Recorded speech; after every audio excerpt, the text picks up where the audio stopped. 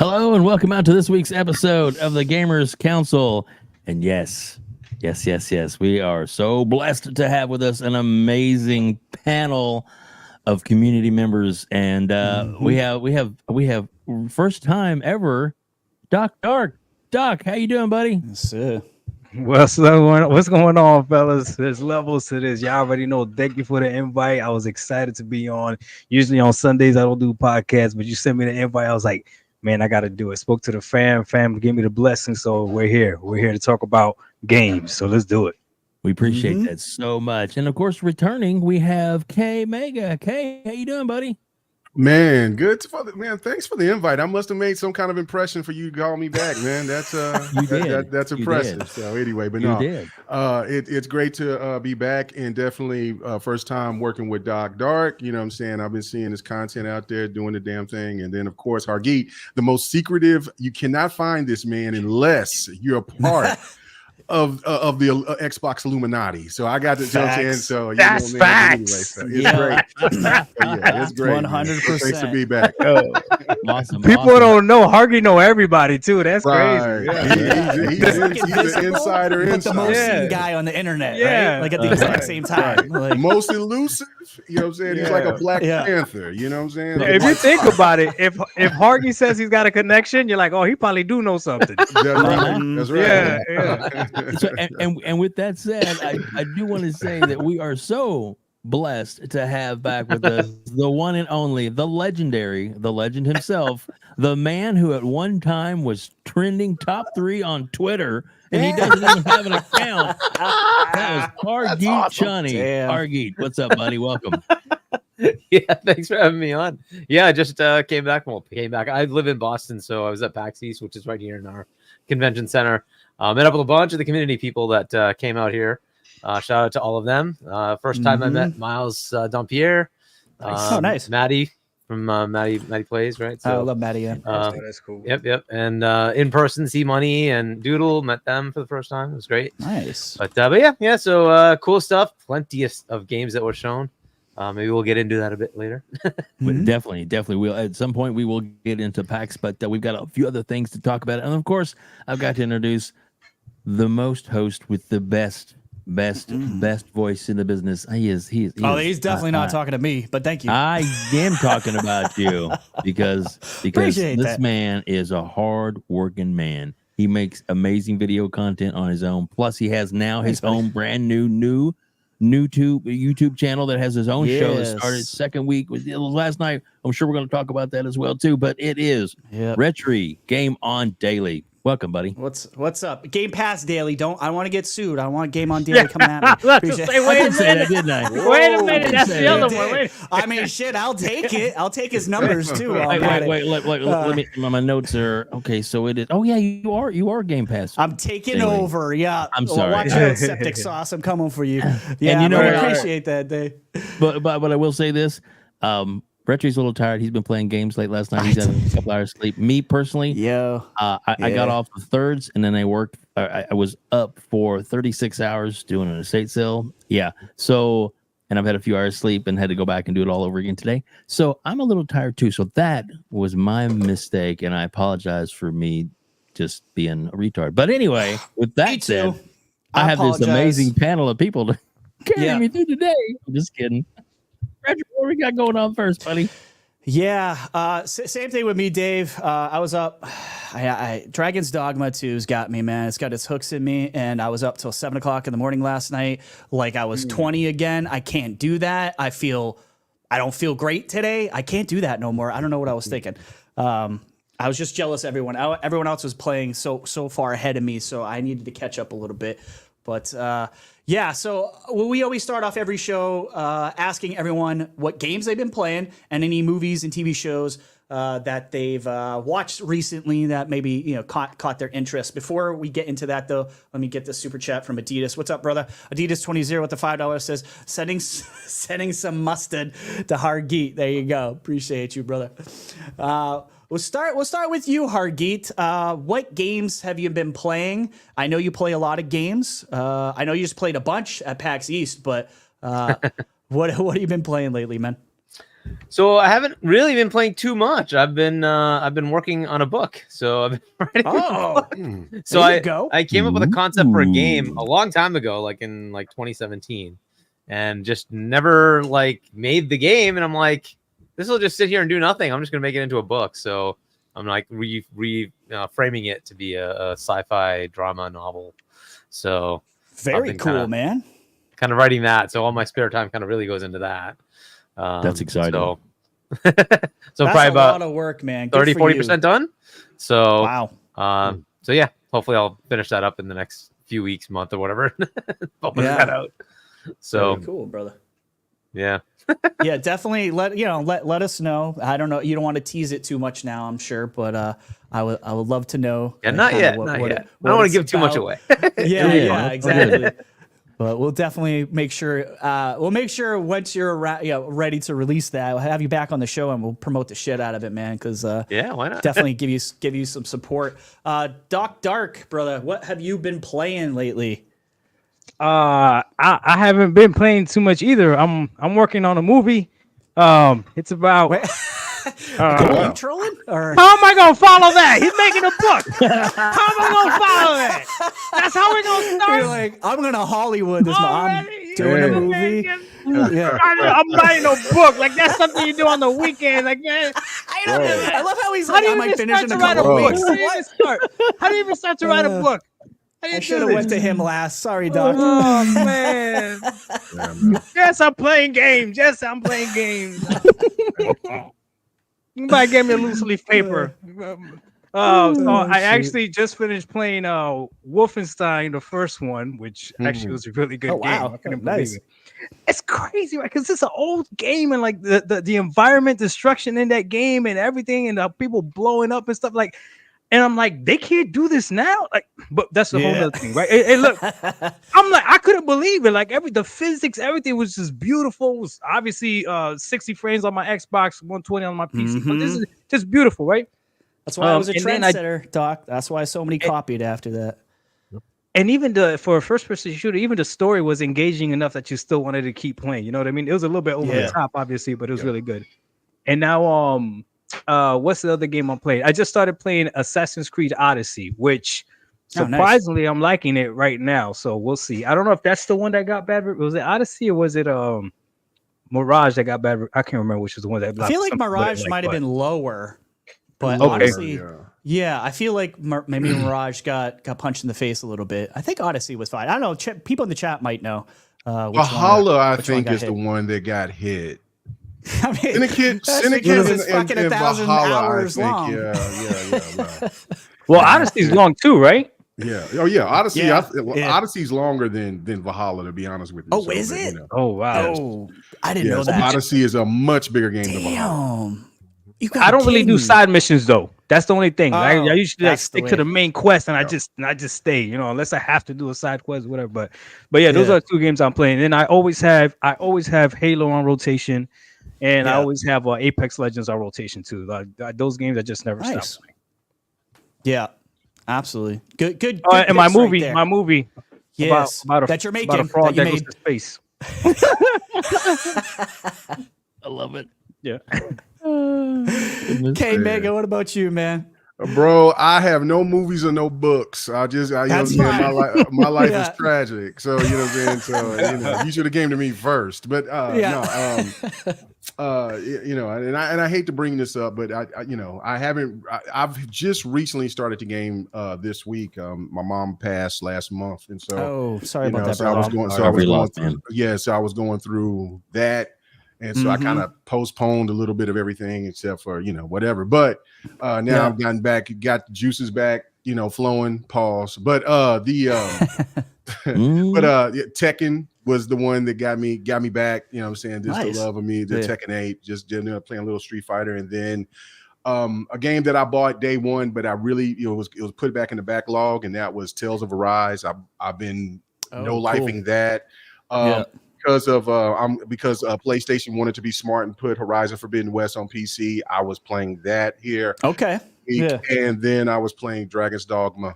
Dragon Dogmas 2. So those are the 4 games that I've been coming back and getting getting acquainted to. You know what I'm saying? It's been, it was crazy because, part of me, because I'm always gaming, when I do have the time, is like, when just having that void and just not doing it, I knew that something was not there, was amiss, but, tragedy or whatever. But now, everything is back, and I'm back in the gaming gods has blessed me with all this content, so I'm ready to get started again. So yeah, man. So those are the games that I've been playing. Right before the podcast, where I was playing Tales of Arise, and man, I don't know why I bought that game day one, and I don't know why I did not beat that game or get it started when I played it day one. But that game is fascinating. So, and if people got it. Didn't know, it's on Game Pass. You can go ahead and get it. I bought it day one, like I said, but it is definitely worth the buy. So go ahead. Kmega already starting. I love it, bro. He dropped 2 jewels on y'all that y'all didn't pick up. He said PlayStation being smart, and then he mentioned how they dropped the game on PC. He's not lying. He's not lying. I'm not trying to start nothing. I'm not telling he's being honest. He's being honest. And then Tales of Mirage, he listen to what he said. He said he bought it day one. He bought it day one, but you can play it on Game Pass. Go ahead, Kmega. You a bad man. I picked it up. I'll translate it to them. Doc, you might say that there's levels to this. There's levels. Look at all them levels. Look at all them levels. My man sit there and hit the subliminals perfectly. I love it. I like that. RHETRI, this is going to be a hell of a show night. I'll tell you that right now. I'm ready for some fun. And we have over 84 people in the chat right now. Welcome, What's up, each guys? and every one of you. Hey, there's Tony from Plume Gaming is there as well. What's up, buddy? What's up, so buddy? many of our great friends and great other community members that are out here. I love it. We appreciate you. And Sir X Man, he dropped something for us. Sir X Man. Sorry. $2 super chat says, they say Kmega don't play no games. They say that. They wrong. They say That's that. right. You They better say go look that, at them stats. But When I they just might sit there and I want to told look you, at the stats right quick. hey, you want to see my Starfield stats? You want to see you can just see what I've been playing on Tales of Arise. I put more hours than what some people has put in Final Fantasy Rebirth. But it's too early. I see what you did there. Yeah. I'm watching you. I like the slander. I love And the so it early begins. slander. And so it starts. Yeah. They didn't do What about nothing to you? you. What about you, They didn't Dave? do nothing to you. They did. What do nothing to you? And you for been right playing, now, bro? they're not doing nothing for their fans because they don't have new stuff coming out for a year. Just saying. A year. Aren't you hurt? Is it hurt? I'm sorry. Just saying. That's the truth. Yeah. I love you guys. Dave, what about you, man? Well, I have been Are you still playing. on Palworld? Yes. Yeah, you are. Palworld. The obsession is still going on. Yeah, And that's I've also fine, been man. You playing- like what you like. I've been playing the Final Fantasy 14 with my son and my daughter. Yeah. So There you it's go. now a family thing. So I'm enjoying that. So yeah, Awesome. I put it off as long as I could, and then now that it's actually on the Xbox, the best box. Xbox. Just kidding. But now it's on Xbox. So I'm enjoying playing it with them. So it's awesome. And they are, yes, I'm going to admit it, carrying me through the game to get. That's fine. Yeah, nothing. No shame, dude. Yeah. Nope. It's Yeah. pretty nice. What about you? For me, I'm in a rotation of RoboCop, Evil West, which I've been waiting for forever to hit Game Pass. It's been sitting at like I should have bought it. I was being a cheap mofo, to be honest with you. It's sitting on my list forever. I don't know why I didn't play it. I'm loving that game right now. Kind of like Dark. I always have like a shooter in my rotation. That's usually Fortnite and Halo. But right now, Dragon's Dogma 2. It might be pushing Power World out for my game of the year right now. Still early to say that. I'm only about 10 hours in the game, but it is.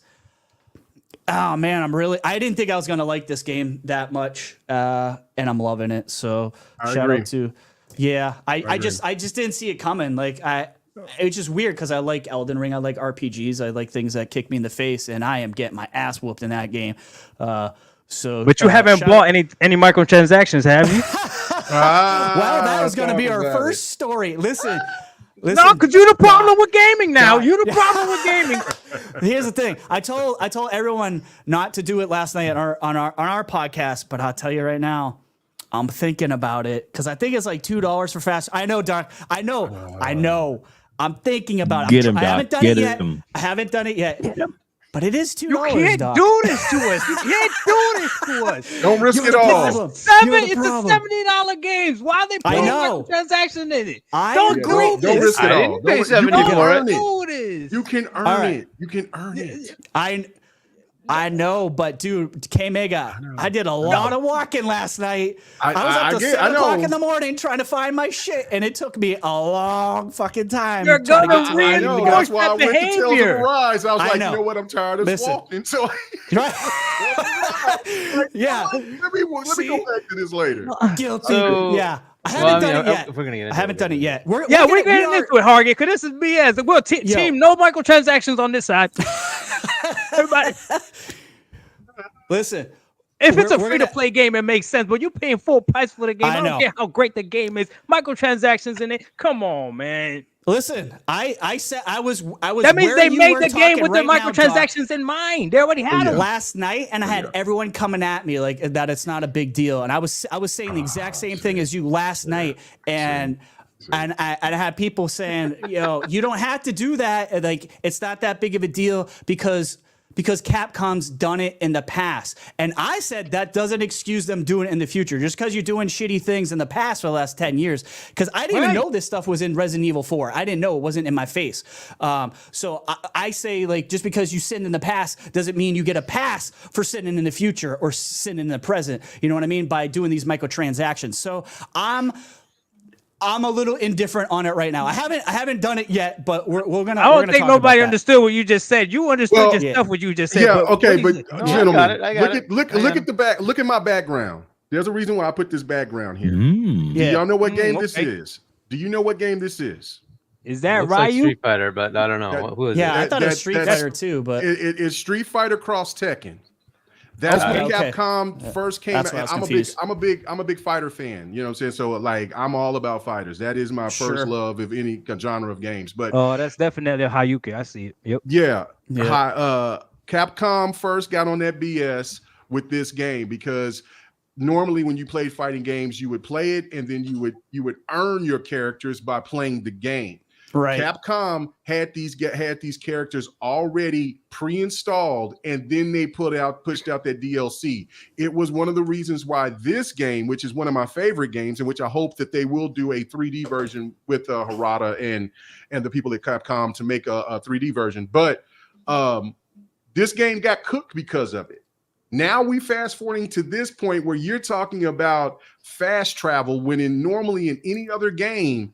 It's a necessity, and now Capcom is trying to charge you for it. That's the one that bothers me. That's the only one. Like I don't care about the other. It's the fast travel. Yeah. I bought the deluxe edition too. So I got a couple of those. Wait. So did you get fast travel with the deluxe? You do get 3 different types of packs, right? For the $80 version, but you still have to buy them at the store. Wait, you paid $80 for this game? Yes, I paid $80 for the game. You're the problem. You're the problem. I buy the shut up editions. I buy the shut up editions. And to be honest with you, I buy the shut up editions. And if there's a game that I'm kind of skeptical of, or I'm kind of like, well, on the fence, I'll buy them on PC for a cheaper price. So, and I buy them early. So I bought Dragon's Dogma 2 pre-ordered back in December for $40. The deluxe. We done lost the ship. So we done lost the ship. Baby. We done lost it. Yeah. We lost. The fight is over. Well, no. I'm peeping y'all on some game. If you guys, you know what I'm saying, there's ways of trying to beat the system. I went to CD Keys. The game was available for $40. I said $40. Damn good price. $42 in December on CD Keys on PC. So I was like, you know what? I want to get it on the God box. But you know what? I got a PC. I might as well go ahead and see. I see this price. I want to know what they're going to do. And I didn't know, and nobody didn't know about the microtransactions. So rightfully I was a winner on that. But Don't do it. Don't do it. You got to show Capcom, because Capcom cooked us with the Street Fighter Cross Tekken. They're cooking the fan base with Dragon's Dogma 2, because the Dragon Dogma 1, it wasn't in there. So that's just not fair to the gamers, I feel. I can't disagree with that. Gaming Fire says he bought the $70 version on PC. So didn't I. Kmega, I need to talk to you. Here's the thing. Yes, I didn't know if I was going to like the game. Like, I didn't play one, so I had no like preconceived notions about Dragon's Dogma, but damn, it's a good game. But yeah, let's get into that, because Jez, was it Jez? No, I'm sorry. It's Brandon Laurie from Windows Central wrote this article saying Dragon's Dogma 2 launches to mostly negative review bombing after the microtransactions reveal. And man, what a bummer, he says. So the review bombing is going on Steam right now. A lot of people are pissed off, and I think rightfully so. And I don't. Look, I disagreed with my co-host last night. I don't care if they did in the past. Just because you did something effed up in the past doesn't mean you should continue doing it. But anyways, Update Capcom has responded to the situation in a blog post, reiterating that most of the items available for purchase are also available in-game. Notably, Dragon's Dogma 2 has also risen back to mixed on Steam. I guess the reviews were mostly negative. Now it's on mixed. I don't know what it is right now. I'm just going off this article. As Dragon Dogma 2 launched on PC Thursday evening, a previously hidden suite of microtransactions became available for purchase. Things you can buy for the single-player ARPG include fast travel points, rift crystals for hiring pawns, and buying special items. Appearance change and revival consumables, a special camping kit that weighs less than normal ones, and a few others. Damn. See, the weight thing too. I gotta be honest. I'm getting overcumbered in that game, like a lot. Like, I'm weighing a lot. So I don't know, man. Like, I don't like that one either. In response to microtransactions, Dragon's Dogma 2 is being review bombed, with the game currently sitting. Well, now he's saying it mostly negative. But now I guess I'm guessing I guess it's just mixed right now. But I'll start with you, Hargeet, since I kind of know where Doc's coming from on this, but I'll go back to him on this subject anyways. Hargeet, how do you feel about the microtransactions on a $70 game that is a single-player game, essentially, really? Well, Assassin's Creed has been doing this for God knows how long, and it bloody works. And the other part of that is, flip that around. Ubisoft hires something like 20,000 people to make these games. That wouldn't be 20,000 people if you didn't have these microtransactions. So fair that we want to push back, and I get what you're saying, Doc. Hey, we should be getting value for $70. The game should just be there. I agree. And for the most part, it is still there, right? All the things you want to do, you can do by just playing the game. You can get all the fast travel crystal. You get all that stuff. It's in the game. You just play the game normally. And now for those who are on a budget, just play the game. It's fine. You can do that. There might be people who have like extra cash and like, dude, I don't want to spend an extra 10 hours to go get that stuff. I'll just pay the $2. Okay. Right. Now I see that is a potentially negative behavior. As long as it's like, seriously, as long as it's like stuff that I can actually get in the game by just playing, not like saying, hey, spend 4,000 hours to get something for $2.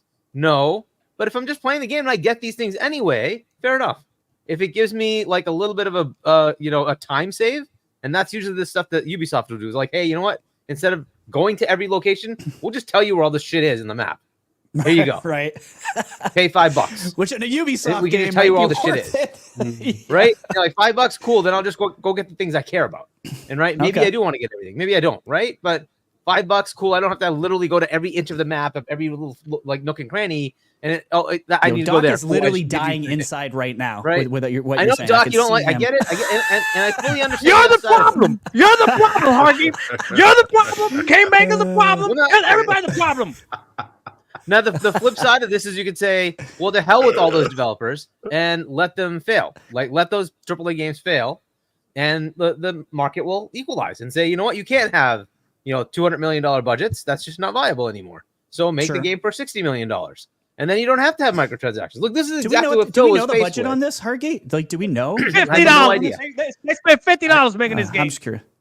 He said $50. Well, I mean, Oh, my Japan, goodness. and that's where I'm assuming most of this was done in Japan, and Japan has like the highest cost of living, right? So it's going to be pretty expensive to make it there.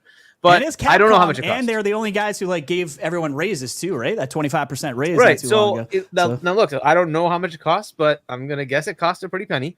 And so you have to just look at the economics of it, right? The world is changing. Indie games are taking over because, well, they don't cost as much to make, and you can make it and fail and it won't kill you, right? So that's kind of the direction most of the cool things are going. And you're not going to get a lot of Dragon's Dogmas. You know why? Because, well, unless they've been created and they worked, they're not going to take the gamble. It's too expensive. And so this is the problem you run into, right? And then, yes, they're going to try to.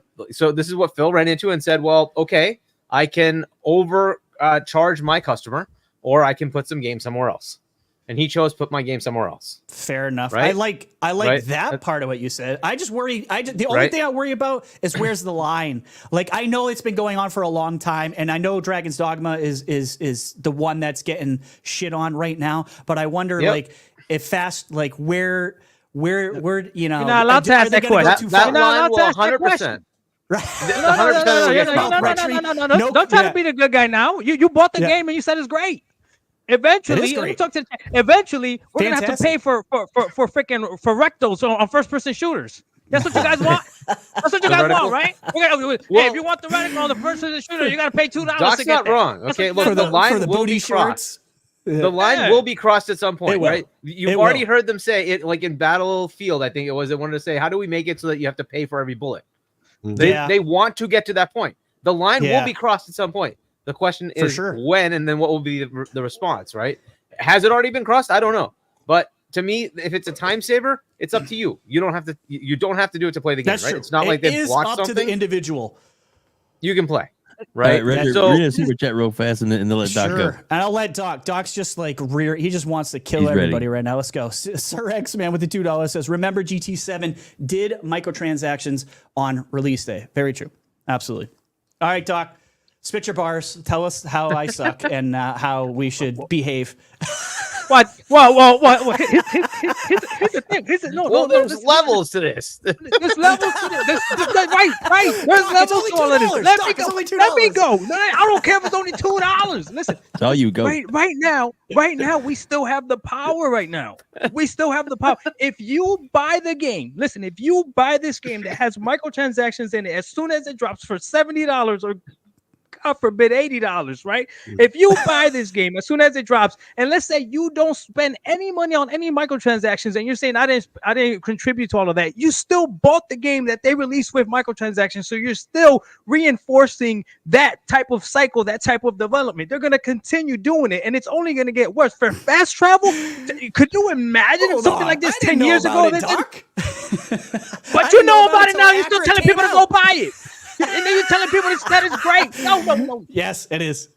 Listen, go buy it. He said it again. Mute him. Game of the year. Mute him. Game of the year. Dave, mute him. Mute him. Dave. Just to give me power to mute. You gave me power to mute him, right? You get the $80 version, actually. Oh my goodness! Listen.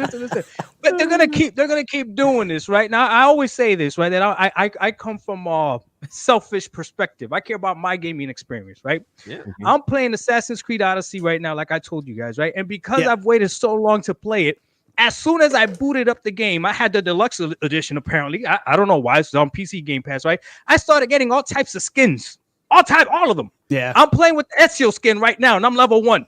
Right. Mm-hmm. And I'm looking at this. I'm like, I wonder the poor soul that paid $5 or $10 extra to just run around this game in this skin. And I'm over here enjoying it as much as they are now, years later. Just as much. No difference, because it's a single player game. Now, if it's a live service game that you play with a whole bunch of other people and everybody's looking at you and somebody can see your cosmetic, like if I'm playing Halo Infinite, when the game starts and I see the 4 people that I'm teamed up with, and I see somebody's skin, I'm like, oh man, that skin looks dope. For that second of validation where I'm telling them through the mic, oh, your skin looks dope, and they paid money for, okay, cool, that might be enough for them. But for a single player game, nobody know what your character look like. I don't even know if you fast travel or not, but you paid $2 to do it. For what? You're the problem. You're going to make us all pay. I don't want to pay to fast travel. And then Hargeet said it. You see, Hargeet's smart, because Hargeet knows the line. Listen what Hargeet said. Hargeet said, It's okay as long as they don't make you work 400 hours to get it. That's what they're gonna do. They're gonna make it nearly impossible for you to get these items on your own. But they're gonna say you can, and then it won't be a lie. It won't be a lie because it. Right. Breaking my heart. Dave, help me out, Dave. Are you still on my side, Dave? I'm on your side. So I'm 100% on your side, Doc. Listen. You're the man.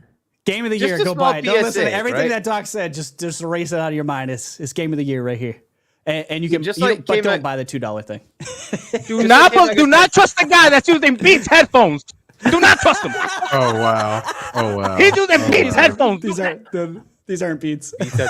No, JBL, right? Whatever. But just a PSA, like Kmega said, that you can get deals, right? So especially if you're doing it on PC, there's a lot of different stores out there. So go check out the various stores, look for deals. Don't pay full price. You don't have to. So like $40, $42, whatever you paid, right? That for a pre-order of a game, that's like fantastic, right? That's the kind of thing you want to do. So like I pre-ordered Ghost of Tsushima and Horizon Forbidden West for $51. Right, those are $70 games. I pre-ordered them for $51. But you just have to like look around, and you'll get like there's plenty of sites out there. Take a look. Make sure you don't just pay like the full $70 because you don't have to. You really don't have to. And remember, the best headphones are from Bose. Sorry. Right. Okay, exactly. Okay, I got you. I was like, why do Hargeet you works say at that? Bose, Hargeet. so we know. Read this we get sponsored. Like, wait a minute. Yeah. By the way, Hargeet, I just got a Bose sound bar. Oh my God, beautiful. Thank you. Hargeet works for Bose, by the way, just so you know. Nice. Full disclosure. Kmega. Yes, go ahead. Yes, sir. Go ahead, Dave. Oh, go ahead. Dave, what you Real quick, Retri. Read these two. God, Emperor Sofa King just became a member for 3 months. The MTX is a one-time purchase, and after that, no more. You cannot repurchase the MTXs. So if you buy them, use them wisely. Fair enough. All right. Quick super chat. Sir X-Man with the $2 says companies should tell you the MTA before the or MTX before the game comes out. That's facts. Yeah, I mean, I saw Jesse from Xbox Era on like kind of hitting back everyone. He's like, we all know that. He's like, if y'all read the stuff, it was there for you to see, but I didn't see shit. But good on you, Jesse, for catching it before everybody else. The game, what the fuck? The game adaptation newscast. So Hargeet actually has a job. Yes, he does. Exactly. Oh shit! I know who that was. I know who. But who let's did that. Kmega. Let's get drop your two bars, cents buddy. on this, K.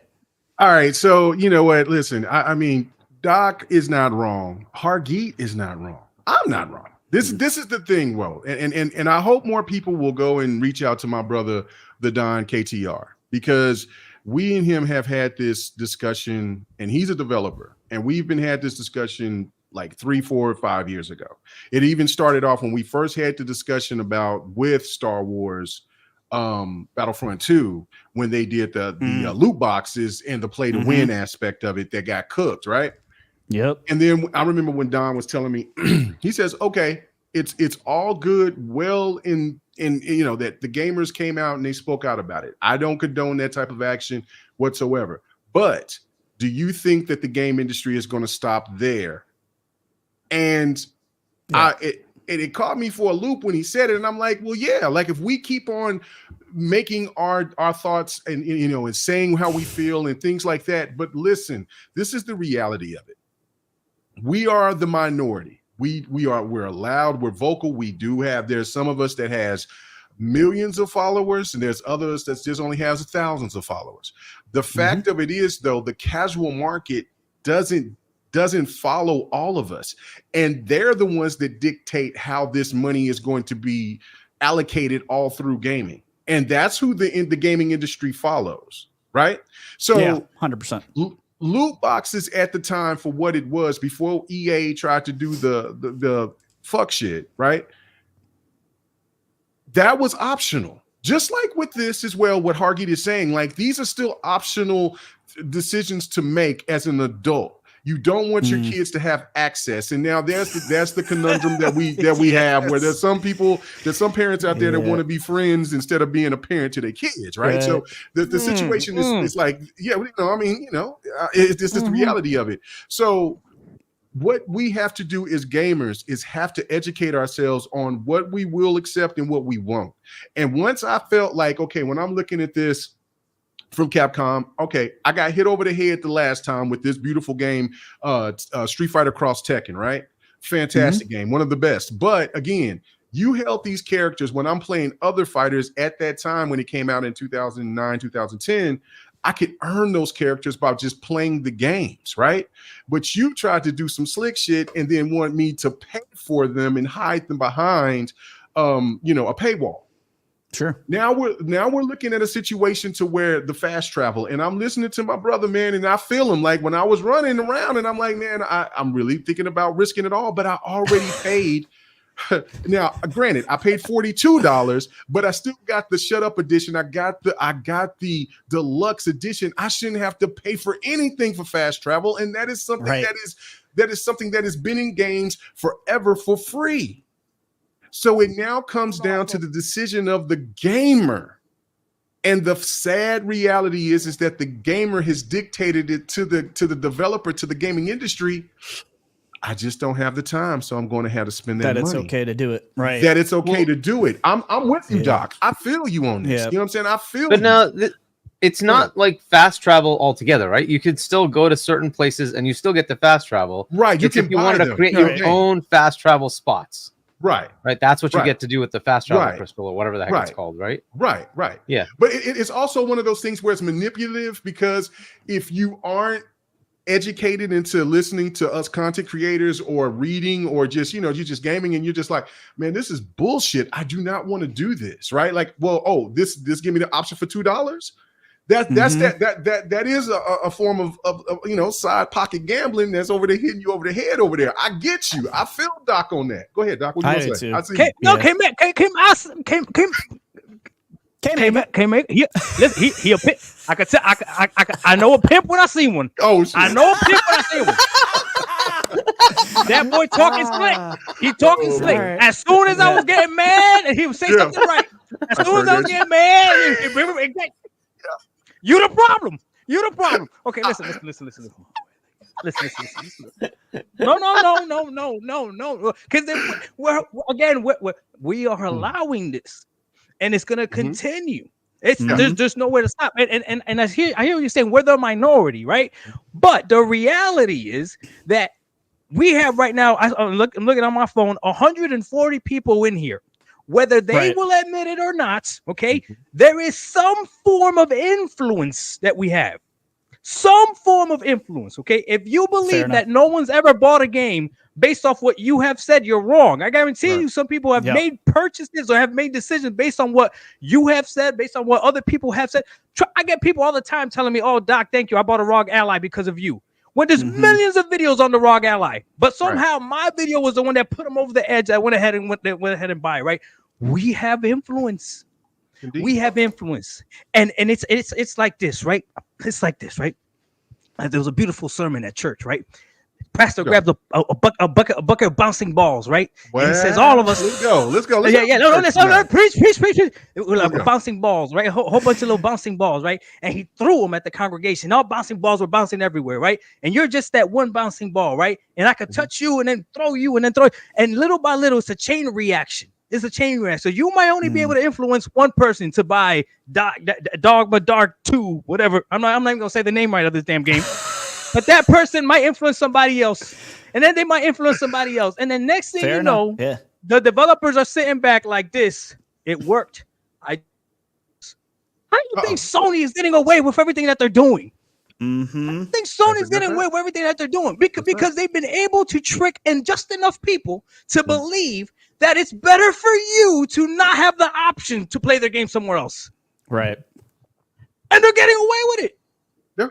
Well, for now, they're getting cooked for now. That's going to change.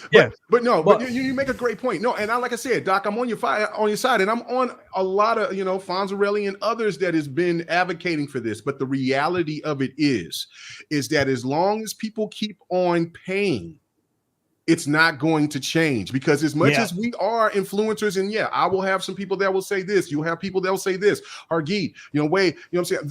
Everybody here at the council, the reality of it is though, there will be people that will be willing to risk it all for that purpose, for that game. That's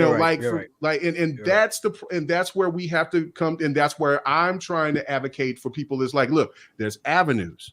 I'm not trying to advocate for for trying to do something back shady to get you in trouble. Like, some people will talk about emulators and stuff like that with the Switch. I'm not advocating for that. What I'm saying though, there are avenues out here. So if you are a person that is a PC gamer, or if you're an Xbox, PlayStation gamer, or something like that, do what Doc did. If that game, you might want that game right then and there, but if you are an advocate of not wanting to spend an extra dime on anything else, wait. Let that game go to sale. I agree. Wait. Kmega said, wait, do not buy this game. Hargeet said, wait, do not buy this game. Okay? RHETRI said, wait, do not buy this game. That's where we stand on this. Dave, what do you say? Well, I got one more thing to add to that, though. If you are a PC gamer as well, right? Like if you are a well-rounded gamer, you play on everything, then you could go the route that I went. You know what? Like I said, I wanted to mute his mic. Mute him. He's going back. Mute him. He's going back. No.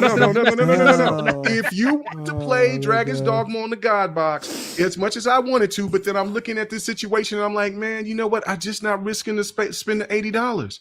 So I sit there and I seen it available for $42, the deluxe edition on CD keys. Then you take that chance.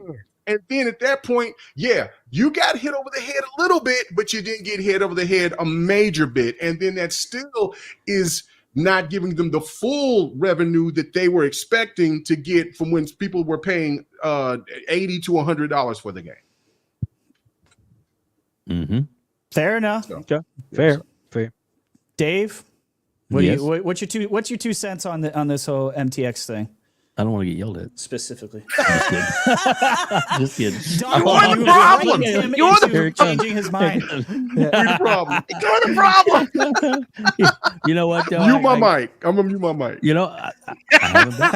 Look at yourself. Self-mutation. I love it. I haven't bought the game, and we're gonna see. I'm very interested. It looks really good, and I don't know, something about it just hasn't got me to get it yet. So I don't know. But that's what I'm talking about, Dave. You see, Dave stands on business. That's what I'm talking about. That's because Dave's been playing the same damn game for over a month. Mute him. You gotta use the mute button. But how much did I pay for that game? $40. No, the right price. $14 a month subscription service. That's right. Good point. Well, you should have bought it. Support the devs, Dave. He is. I am supporting the devs because every great game that's on Game Pass gets paid. The community gets they get paid, and those people get good money, and they have that's one thing about Microsoft is they have multiple different, we'll say, levels of gaming that they can come into, so they can actually bring in what works best for that particular developer is what they can take. So they have so much to offer. Some may get cash money up front. Some may, hey, you know what? Every time that somebody plays our game or downloads it and plays it, a certain percentage will go to that developer, and they can build that way. So that's how they can do things creatively to make the developer want to buy a game. There's a lot of games, especially some of the smaller games, indie games, that developers have said that they probably wouldn't have been able to finish their game if they weren't able to work out a deal with Microsoft. 100%. And Microsoft helped them get there. And then look at you look at some of the amazing games. Was it the Vampire Slayers, that kind of game? They heavily Survivors. I'm sorry. They heavily talked about how much that Microsoft helped them, and then now look at the game is like blown up all over the place, and it's because of their ability to have the options. And so for me, the developers are getting paid, and apparently no, they are. I'm just fucking with you because people said that in the chat too about the support the devs thing. That $2 for fast travel is not going to the devs. None of those MTXs are going to the devs. None of that shit is going to the devs. So we need to kill that narrative. None of the guys coding are seeing any of that. $2. I'm just kidding. Yeah, but, he got that. just he to, got to that be horse fair to armor that, back in the day.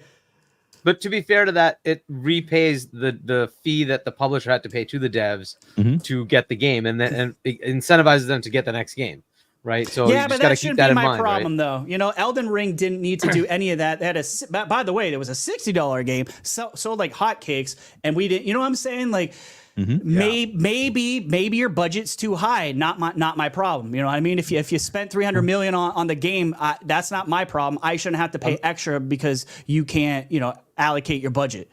Yeah, but that Spider-Man flip franchise side- was expensive. Oh, I'm sorry. On the flip side, we heard a lot of Dave. They were going to charge you 50, and then 50 again.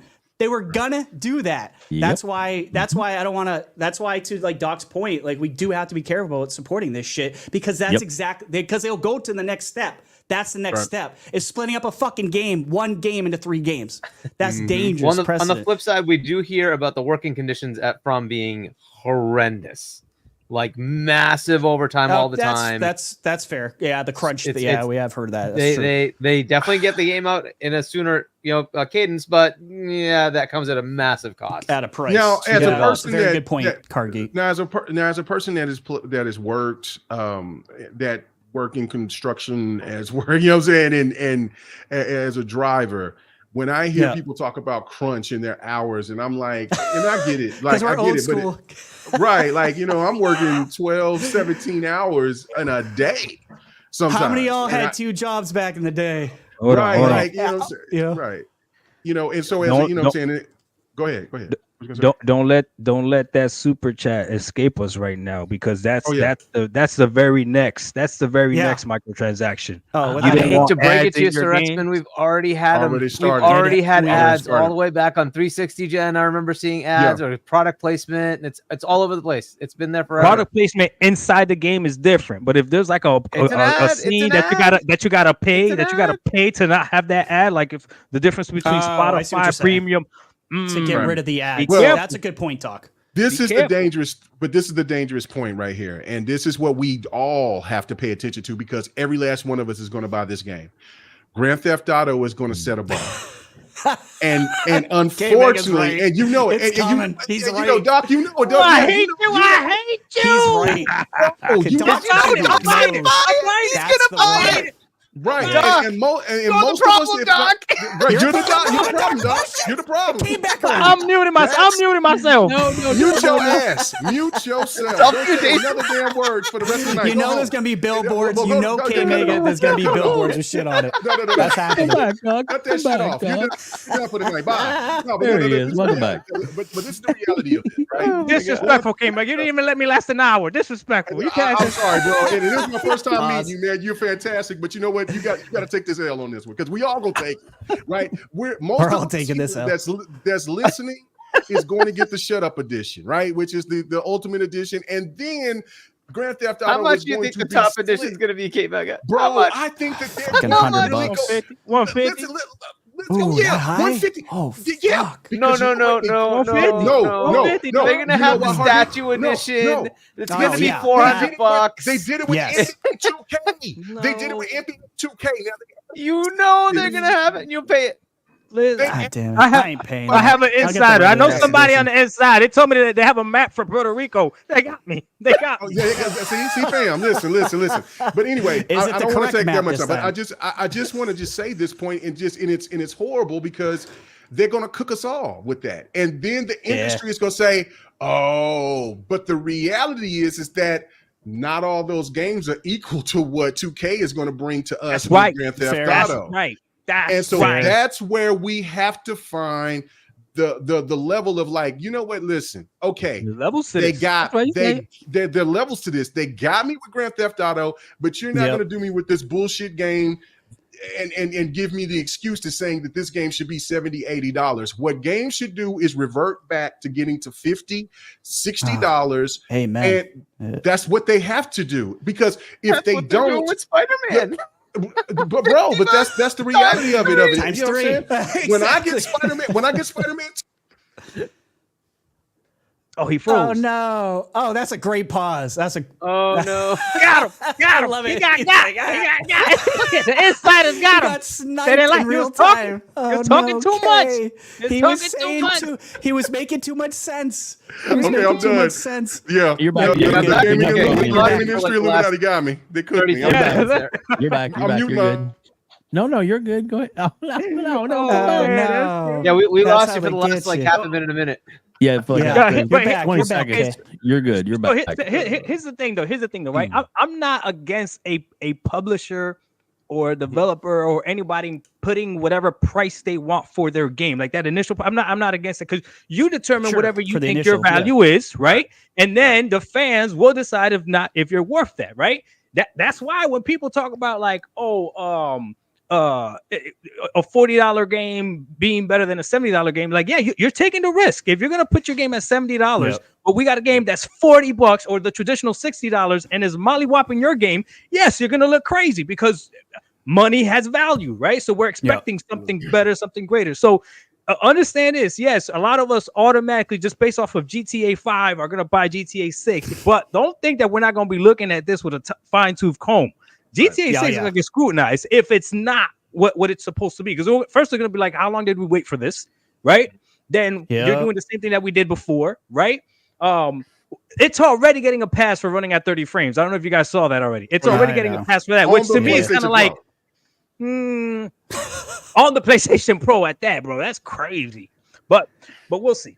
But I'm okay with them putting a price on something and believing that, hey, this is what it's worth. It's just that, is it actually worth that? If it's not, we don't want to hear him crying. Yeah. Sir X-Man, just so I can say this with the $2, when they start advertising in game, I'm done. Which, to Hargeet's point, they have been doing it. I think Kay Asante put something in the chat. I think it was about Burnout Paradise, where they were doing it on billboards or something at one time. Right. And I swear, I think there was like an Obama ad.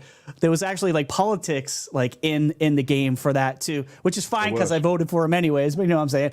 I forgot about it. I had to look it up. I was like, shit, that's crazy how long ads have actually been inside the video games. I think they're just not in our face. And like to what Doc said earlier, the thing that really scares me is pay to get rid of those ads. Like if there's something in your face, I don't want fuck it. I'll lose my shit if that happens. Look, they were looking to do this other Game Pass level, right? Which was to get fine. people who are that's fine. Like a pre-roll, right? Yeah, which is fine. Yeah, I think that's I'm okay. Fine. Yeah. Look, if it's like $5, that's because we want as many people to play games as possible, right? So if that'd be even better. If it was free and you're watching some ads, that's on you. You're making a choice, just like kind of like a Netflix tier or some shit like that. Yep.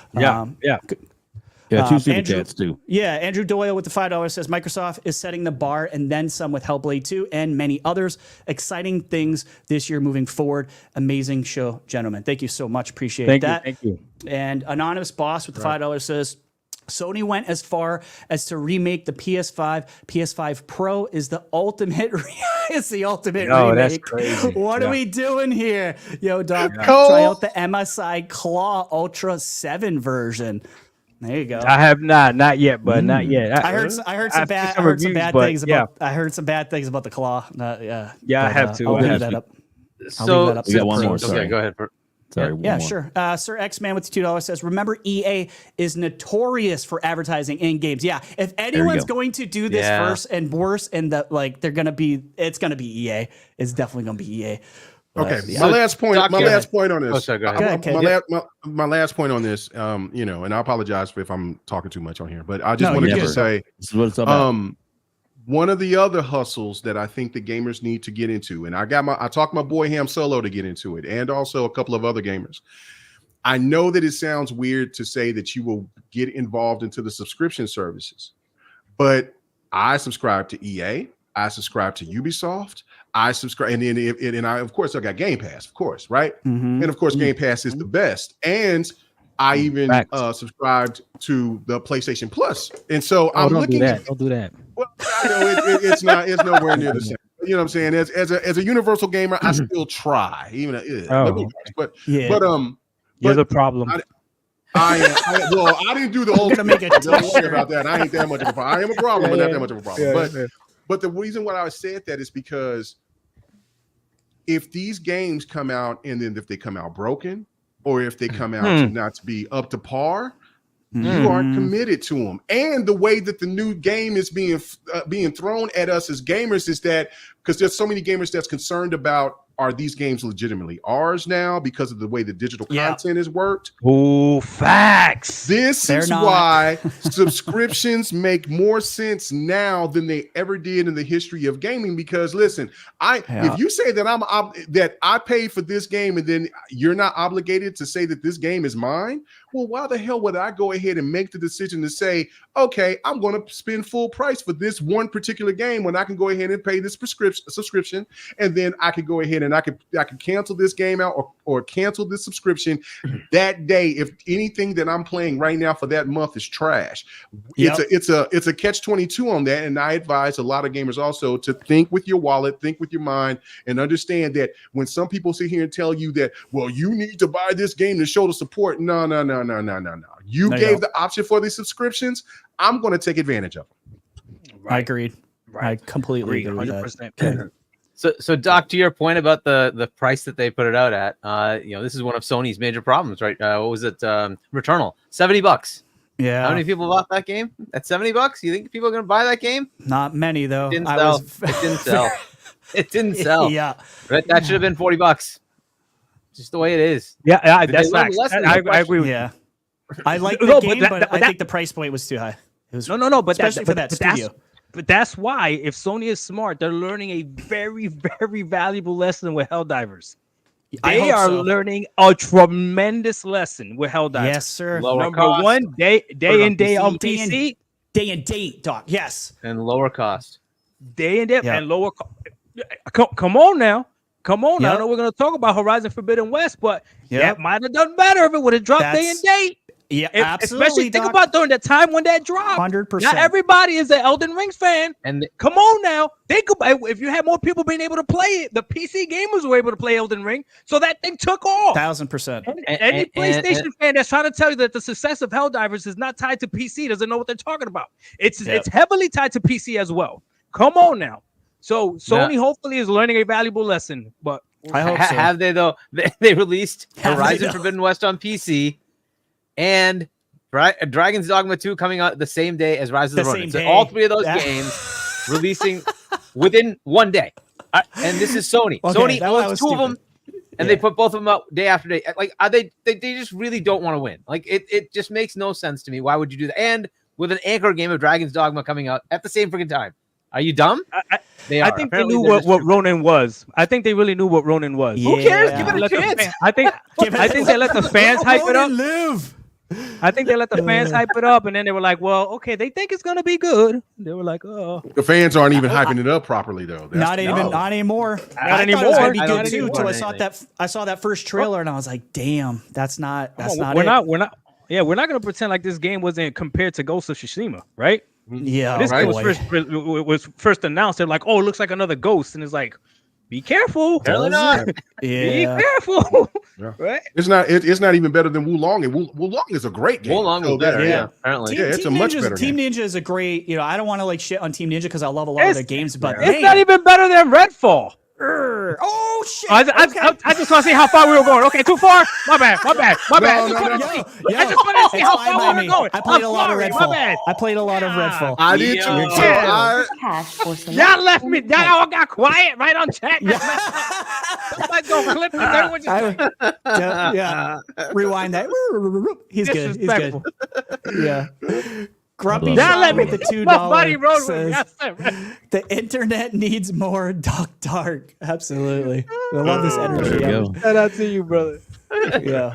Mark 2068 saying, yo, Redfall is good. I liked it a lot more. I think it got a lot more hate than it probably deserved, but whatever. I'm a shill. So I would agree with that. I would agree with that, but it deserved to get cooked. Like Microsoft was on some bullshit with that. Oh, I streamed it multiple weeks in a row, and we were laughing. Like we were just having a good old time. But $70 game to come at us with. Oh yeah. Come on, Microsoft. It was a $40 game. Yeah, 100%. I've been an Xbox advocate for a long time. I've been getting my legs beat for a very long time from Quarter Rock and others all the years. And on that one, I had to concede. Like, listen, let them cook. Yeah, let them do their thing. 100%. I was mad at Xbox content creator when that game came out. I was like, I thought you said you played this. You played it. You said this was good. You said it was good. I know. Poor Cole. You deserve to get caught for that. You for came that out one. there talking that good shit, and you came out there and you made us all look like fools because we was like, yeah, okay, let's go. And then next thing you know, Colt got quiet, and then everything it was zero dark. It was over. You know who else we cooked too was that guy from IGN when they showed their footage. We're like, how are you this fucking bad at the game? Like we cooked that IGN. I called him the IGN intern. Right. I went hard on him. Me too. Sorry, sorry, bro. Sorry. Is it too we late apologize. IGN get a little bit of praise just for a this little bit. That's all you're getting. That is all you're getting, though. Outside of that, hashtag FIGN. Anyways, before I don't know how much longer we have, Doc. So I want to at least get into another cool subject that I like, and that is the Xbox handheld. Rumors coming back.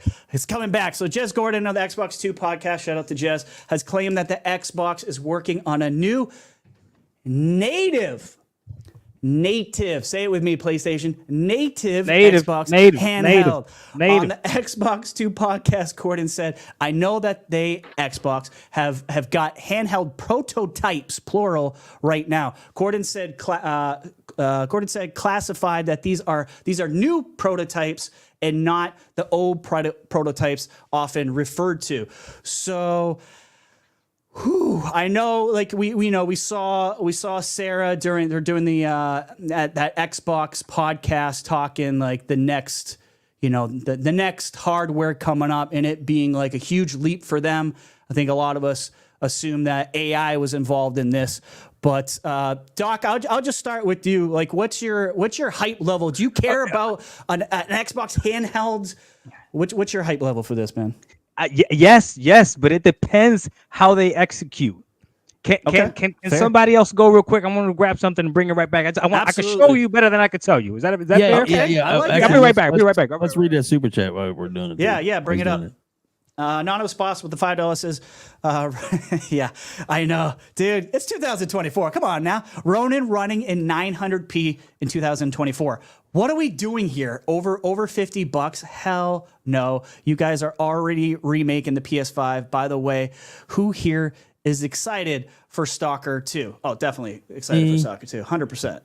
Yeah, I hope. I'm more excited for Hellblade 2, but yeah, Stalker 2 is definitely on that list. Definitely more excited for Hellblade 2. All right, Doc is back.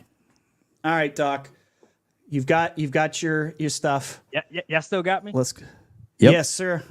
We got you. I'm gonna show you exactly why, if they execute this correctly, this would be amazing. Okay, y'all know what this is, right? Yep. This is little man. No, it's a Series S. Okay, but you can call it a potato you want, but you can play everything. Yep. Yes, sir. You can play right, maybe 2 games, right, and more games at 120 frames. Just saying. Okay. Now I'm gonna show you something else. Okay, you ready? Ready? Do you know what this is? Do you guys know what this is? Damn. This is the Lenovo Legion Go. There you go. This is the Lenovo Legion Go. Okay, the Lenovo one. Okay, now I'm gonna show you. I gotta put my mic down to show you this. You ready? Yeah.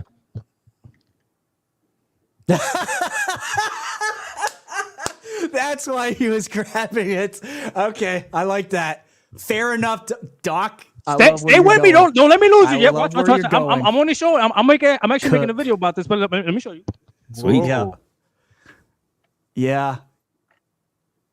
That's I did not. That thing is fucking. So huge, now this is the Lenovo Legion Go. Okay, yeah, it's a big boy, but you know what this is? This is a handheld gaming PC. That's what this is. Okay, this can play. I'm telling you right now, almost everything that the Xbox Series S can play. Right, but it's PC version. Right, so some games it just won't run. Okay, understand that when they develop games for this, they got to make sure that it runs on this.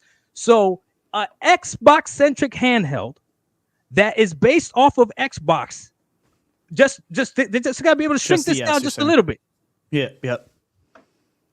Bro, you're gonna be able to play everything on the go.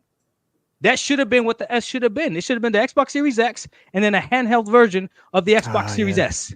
And that would have been, but now we might get that if they do that, and it's the same ecosystem. That's the main point, because even though I have Assassin's Creed Odyssey on my Xbox Series X, and I have Assassin's Creed Odyssey on my Lenovo Legion Go or my Asus ROG Ally, understand that on my Lenovo Legion Go, it's the PC version, so there's no cross saves. It's a completely different game.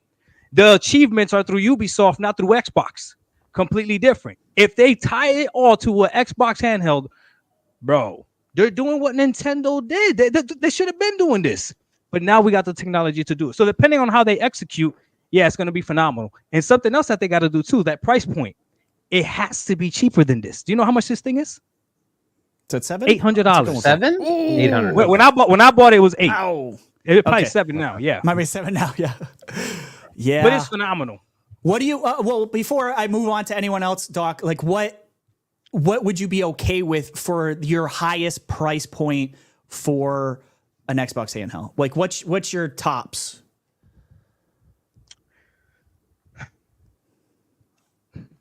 That's a tough question. I know. That's why. No. This is it. Okay. So this bad boy is what? You could get this for what? $250? Yeah, about $250 now. Yeah. Right. Okay, so you could get this used for $250, but it's not. I mean, it's pretty portable. I'm literally grabbing it with one hand, right? But you're not. There's no screen on the end, none of that stuff. Okay. I would say you have to come around $500 or less. It can't be more than $500. Yep. It can't be more than $500 because you have an Asus ROG Ally, right? You have the Lenovo Legion Go. Now you have the Claw. They're not going to stop making these handheld PCs, right? They're not going to stop. And the reality is that people don't like this. And I showed the video about this. I can run, what's it called? I can run Starfield at above 60 frames on my Asus ROG Ally, and I can't do that on my Series X. Yeah. Now people get mad at me. You're not running it at 4K. Yeah, but I'm running it on a small screen. But I'm telling you, it's and the playing PPI better. is different, so who cares? Yeah. Right. What was it? The pixel density? They don't know what that means. You gotta tell them. You gotta tell them what that means. Yeah. So listen. All that pixels per inch, that's what it stands for. Oh, I know my stuff. Look at me. Yeah, you got it. So yeah, so all that combined, it can't be more than the Asus ROG Ally. It can't be more than a Lenovo Legion Go, right? But I think $500, right around there. If you can make it the Portal's price, you're winning. That's the key right there. If you could somehow make it, what's the Portal? $300? 200. Is it 200? Oh, it's not gonna be 200. It's right. No, it ain't gonna be that much. The Portal's not a system; it's just a controller. But here's the other thing too. What if they make this? Because again, the Asus ROG Ally can do this, and the Lenovo Legion Go can do this as well. Dockable.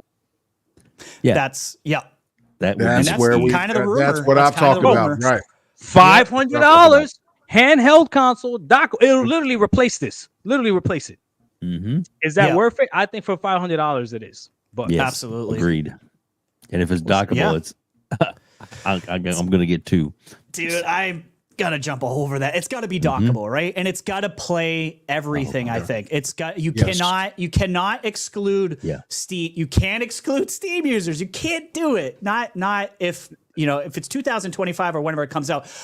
What I do wonder, and I'll go to you, Kmega. No. It's not going to have Steam. No. It's going to be an not Xbox. yet. Not yet. Xbox. Not yet. Not yet. Yeah. Nothing but an Xbox. No PC functions. No nothing. Just an Xbox. It'll be an Xbox. Yeah. Which means you're going to be running the games at 30 frames. Which means, but again, it's the compromise you're taking to play on handheld. Okay, I'm with you. I'm telling you, you put Steam on it now. Yeah, I don't want to junk it up. I want it to run smooth. I want it to be fast. I want it to be everything it needs to be. And I get that side of it, is wanting to make it better. That's why you get a Steam Deck. Yeah, that's a lot of people. That's why a lot of people say they like their Steam Deck better because of the OS and how it's just easy it is to get into the game. So I understand you want a similar experience on the Xbox side of that. But if it's native, you know what I mean? If it's playing, if it is basically a, your Series S, but just in your hands with a screen already built into it, it's everything you need, and you got to log into your Game Pass and you're good to go. I have to push back and disagree because I want the salt, and I can tell you right now, if you get to play Steam games, PlayStation is in fucking trouble because if they're going to be going day and date, eventually, guess what? You just made the PlayStation irrelevant. Well, you just got to wait made it just 10 more irrelevant. years, and then Gabe's going to sell Steam to Microsoft. But it's okay. Just You know what I'm saying? The Like you PlayStation is already literally have irrelevant, the all encompassing thing. Wait, did you hear what But Doc I'll said? go to. Yes, I heard him. No, it really unless you're dying to Like play it. games as soon as they come out with all their bugs, with all their problems, with all their microtransactions before they're polished, then go ahead buy a PlayStation 5. PlayStation 5 is just cooler. It's just a cooler system. It's the iPhone of gaming. People don't know why it's better. They can't really tell you why it's better. Right. But you know what? They don't like the way your text messages look if you have an Android. So. Yep, there you go. Fair enough. Kmega, what do you say on the whole Xbox prototypes and the handheld? Are you jazzed for it? What's your piece? Yeah, no, perfect. Listen, I'm not a person that is about. I'm old school. You know what I'm saying? I'm 48 years old. I'm an old guy. So the thing for me is that even when I got with my Switch, I still play my games docked. I rarely take my Switch and put it out here. But what Doc said, he's speaking the truth. Now you the pimp now tonight, right? You know what I'm saying? I got to give this man because you know what you just did, because we talked about this on GRG back in December, because I was saying the one smart thing and one thing that Xbox needs to do that they haven't really done in the last 20 years is innovate but follow. What Nintendo has done, what Nintendo has done is set the bar for what gamers really want to do. And even though for us older gamers, which is around my age, you know what I'm saying? Because I love when IGNs and some content creators, they come out and they say, well, what will the parents think? How will they know that of this SKU and that SKU? Damn it, we are the parents and the grandparents now. Now, you know what I'm saying? I got kids 20, 30 years old. What are you talking about? I am that parent. So I know about the SKUs. I know not only with consoles, but with TVs, with cars, with appliances, everything. I know that there's different SKUs on everything. There's a higher tier, there's a lower tier. So what you did, and I did not know this because I'm not following the handheld market like that, because it's just not in my wheelhouse. But what Doc showed me, that thing is just as big as the S. It's huge. That thing is massive. Yeah. That is perfect. And you know what Kmega would do? His old ass would grab that in a heartbeat and be like, let's go. And you know what? This is what I would hope. And I would hope Sarah Bond, Phil Spencer, and everybody else is listening to this. And Aaron Greenberg, shout out to you guys. Hey, Kmega, real quick. That's a 1200p screen, 125 hertz. See, listen to this. Ooh. This is where Xbox can sit there and win over everybody. Not only that it's docked, because we talked about this on GRG, that's what they need. They need a dock. They need something that's docked that will compete with the Switch in that sense for people who love the hardware. But for the people that are on the go, you want them to have the proper screen to get out there. So split it up. Have this as a peripheral / like a hybrid like the Switch is, but I would say the price point is $600 for the console, and instead of bringing another S, bring that handheld and have it to be dockable, and you would have that as a $600 to $650. You know what I'm saying? Xbox will definitely take a hit, but at this point, Xbox can't allow themselves to take the hit because Xbox is now putting more games on other platforms for some of their games, and they can allow themselves to do that for the Xbox consumer to say, oh, I'm diving all in, and do not make the same mistake like you did with the Xbox One by having everything as one.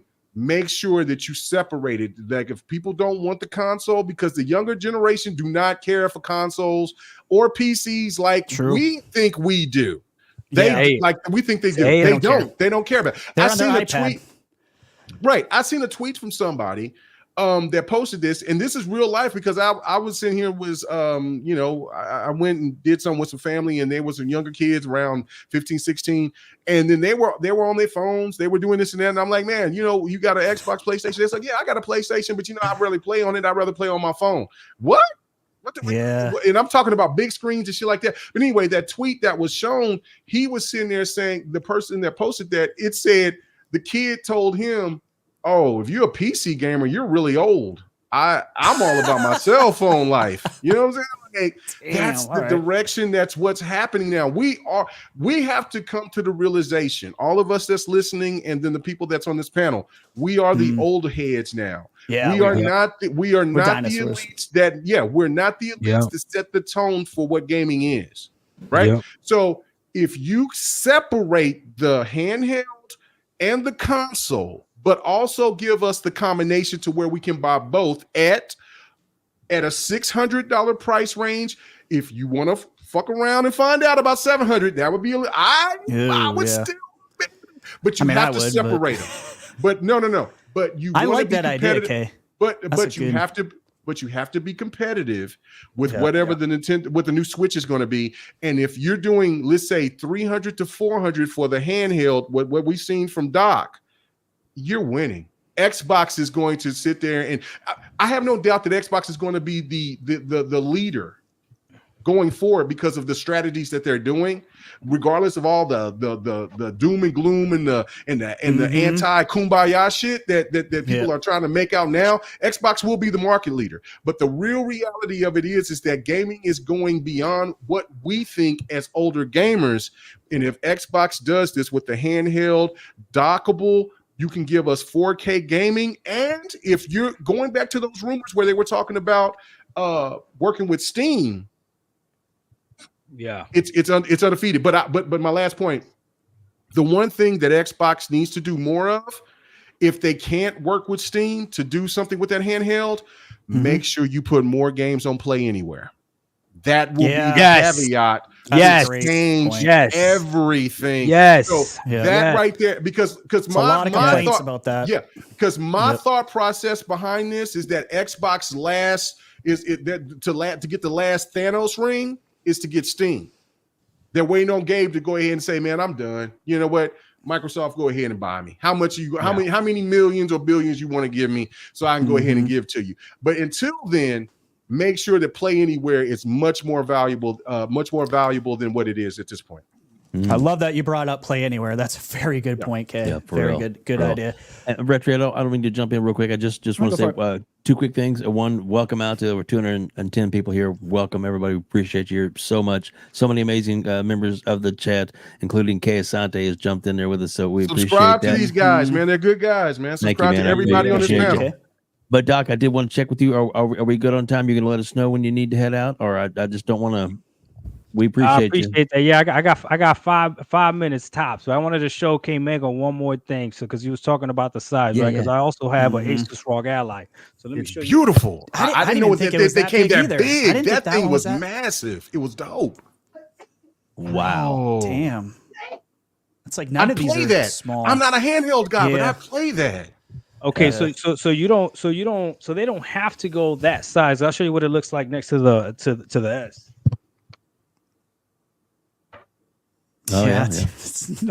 It's not far off at all. Yeah, perfect. That is. Damn. So the whole point is that you can have something this form factor that can run. And you know how people always like want to crush Xbox for making developers have to develop on this, right? Yeah. Well, I'm gonna tell you what. If a game can run on this, 9 times out of 10, it can run on this. Now I might have to change the resolution to 720p, the specs to low, but the whole point is that in a crunch, if I gotta play the game, I could play the game, and that's right. Man, that's a value that's people are just not tracking. So at first, I didn't like it. Doc, let me ask you and the panel this. I have to ask you this though, because you are a handheld advocate. I'm not, so I'm ignorant to it. What would be the proper resolution for you to say Xbox is winning in that department, for people to say, okay, that handheld is exactly what we're looking for? Steam already did it. 800p with a screen that size. Steam already did it. I prefer the 1080. This is a 1080, and this is a 1200p, right? However, On this, because it's 1200p, you got to lower the resolution a lot more on these games to 1080 anyways, and the screen is bigger, right? And remember that PPI that he spoke about earlier. But on these screens, regardless, it's going to look sharp, right? But 800p with the Z1 Extreme processor that this thing has, bro, you're going to be running games perfectly. But again, they don't have to do that. Just grab this, figure out a way to shrink it and put a screen on it. The hardest thing about this is how quiet this is and the heat management, because these two things, right, especially like the Nova Legion Go, this gets pretty loud. The Asus ROG Ally doesn't get loud, but it gets hot. I know you guys heard of the SD card readers getting crushed and all that stuff. Yeah, it does. So I don't put a SD card reader on my thing, but I wouldn't trade these things for anything. And then the battery life on those things are horrible, especially compared to the Steam Deck. So the Steam Deck has better battery life and heat management is better, but it's just 800p and it's tied to the Steam ecosystem, which to some people they like that, but I don't, because I could play Game Pass on this. I could play Game Pass on my Lenovo Legion Go, and I like it. So, yeah. There you go. Man. Well, okay. The handheld market, man, it's a thing. It's a hot. thing. You don't think right you want it until you take the shit, and then you're like, you know what? Exactly. Yeah. Listen, if I'm gonna walk 400 hours because I didn't buy the microtransaction to fast travel, I gotta be able to play it everywhere. There you go. You're the problem. You're the problem. I tell you what, I gotta head out though, but I appreciate you guys. I definitely want. Before we get to Hargeet, I want to let you tell everybody where they can find you, Doc, please, and thank you so much for being here. But please tell everybody where they can find you. Yeah, I appreciate it, Dave. Hey, shout out to the panel. I appreciate you guys for having me on. Thank you. I had a lot of fun. My gamer tag is literally my name. Okay, you can find my YouTube channel is literally my name. You can find me on Steam. You can find me on Xbox. You can find me on everything. It's literally the same thing. Twitter, same thing. It's my name. Send me a friend request. Even on PlayStation, I barely turn on my PlayStation. Not because I hate PlayStation. I don't hate PlayStation. There's nothing to play over there. Facts are facts. Yeah, just follow me everywhere. And then on my YouTube channel, of course. And I appreciate all the love and support that I've been getting. And I welcome everybody, to include the ponies, the bots, everybody. Come on down. We'll have There's level to this. There's level. There's level. That man Pimp talking over there, man. I love it. We greatly appreciate you being here. And everything is in the description below. So whether you're watching now live or if you're listening later when we play the audio, all his links and information will be in the description below. Doc, have a great night. Yeah. Thank you so much, sir. We appreciate you. I appreciate you guys, man. God bless. Thank you, man. All right. And don't worry, chat. Man. We will definitely bring Doc back. Yes. He can talk shit with the best of us. So but let's read this super chat, and then we want to get the Hargeet's input. Yeah, I know we definitely want. There were people in the chat will say, "Let Hargeet tell us about it." Yeah, JD Gamer with the $20 says, "Great show, fellas." By the way, she said yes. Congratulations! Congratulations! Man. Let's go, JD Gamer. Right. Let's go, brother. That is awesome. Congratulations, man. That's awesome. Great news. She's a lucky girl. There you go. She's a lucky girl. Yeah, you go, guy. All right, so Hargeet, Xbox handheld. What do you think about these prototypes and what Jez is talking about? And like, what would you like to see out of an Xbox handheld? And another little side question I forgot to ask Dark and everyone else. Sorry, guys, you guys can answer this. Do you guys think it might actually be coming sooner than later? Because the original rumors were 2026, and I don't think I believe 2026 anymore personally. But go ahead, Hargeet. Cook. Gosh, so there are so many potentials here, right? If it was up to me, I would not make this a next gen thing. Because they have a perfect thing right now with the Series S, right? So basically what they should do, just like they did last time, was, we had the Xbox One and then we had the One S. Slight increase, but really the target for performance was the Xbox One, and the One S just happened to have a little bit more oomph, right? Mm-hmm. So that's essentially what they need to do here, is kind of just rev it up, right? And what I think they should do is use RDNA 3. And why I say that is it'll give you the ability to scale down your clock a bit and let the double execution thing give you a little bit of a give back, right? But the performance target would just be Series S, right? So you just kind of let it be Series S and say Series S is it, but it's a revved up version, slight little hardware tweaks that make it so that you can run it better at a lower battery, right? Because that was their big problem with it. Like a lower wattage so you can extend out. Yeah. Yeah, exactly. Right. So the Series S draws too much to be able to run too long on a battery. Right. So now if you look at the ROG, you look at, they're basically using the same bloody thing. It's all AMD. It's all 77 or 7840s. Where basically they're using RDNA 3's double execution as well, just like we saw with the PS5 Pro, right? They're saying 33 and a half T-flops. It really is about 15, it's about 14 point something, right? And how I'm telling that is they outright told us it's 40%, 45% increase in GPU render power, right? That's 10.28, 45% more. That's 14.9, right? It's 14.9.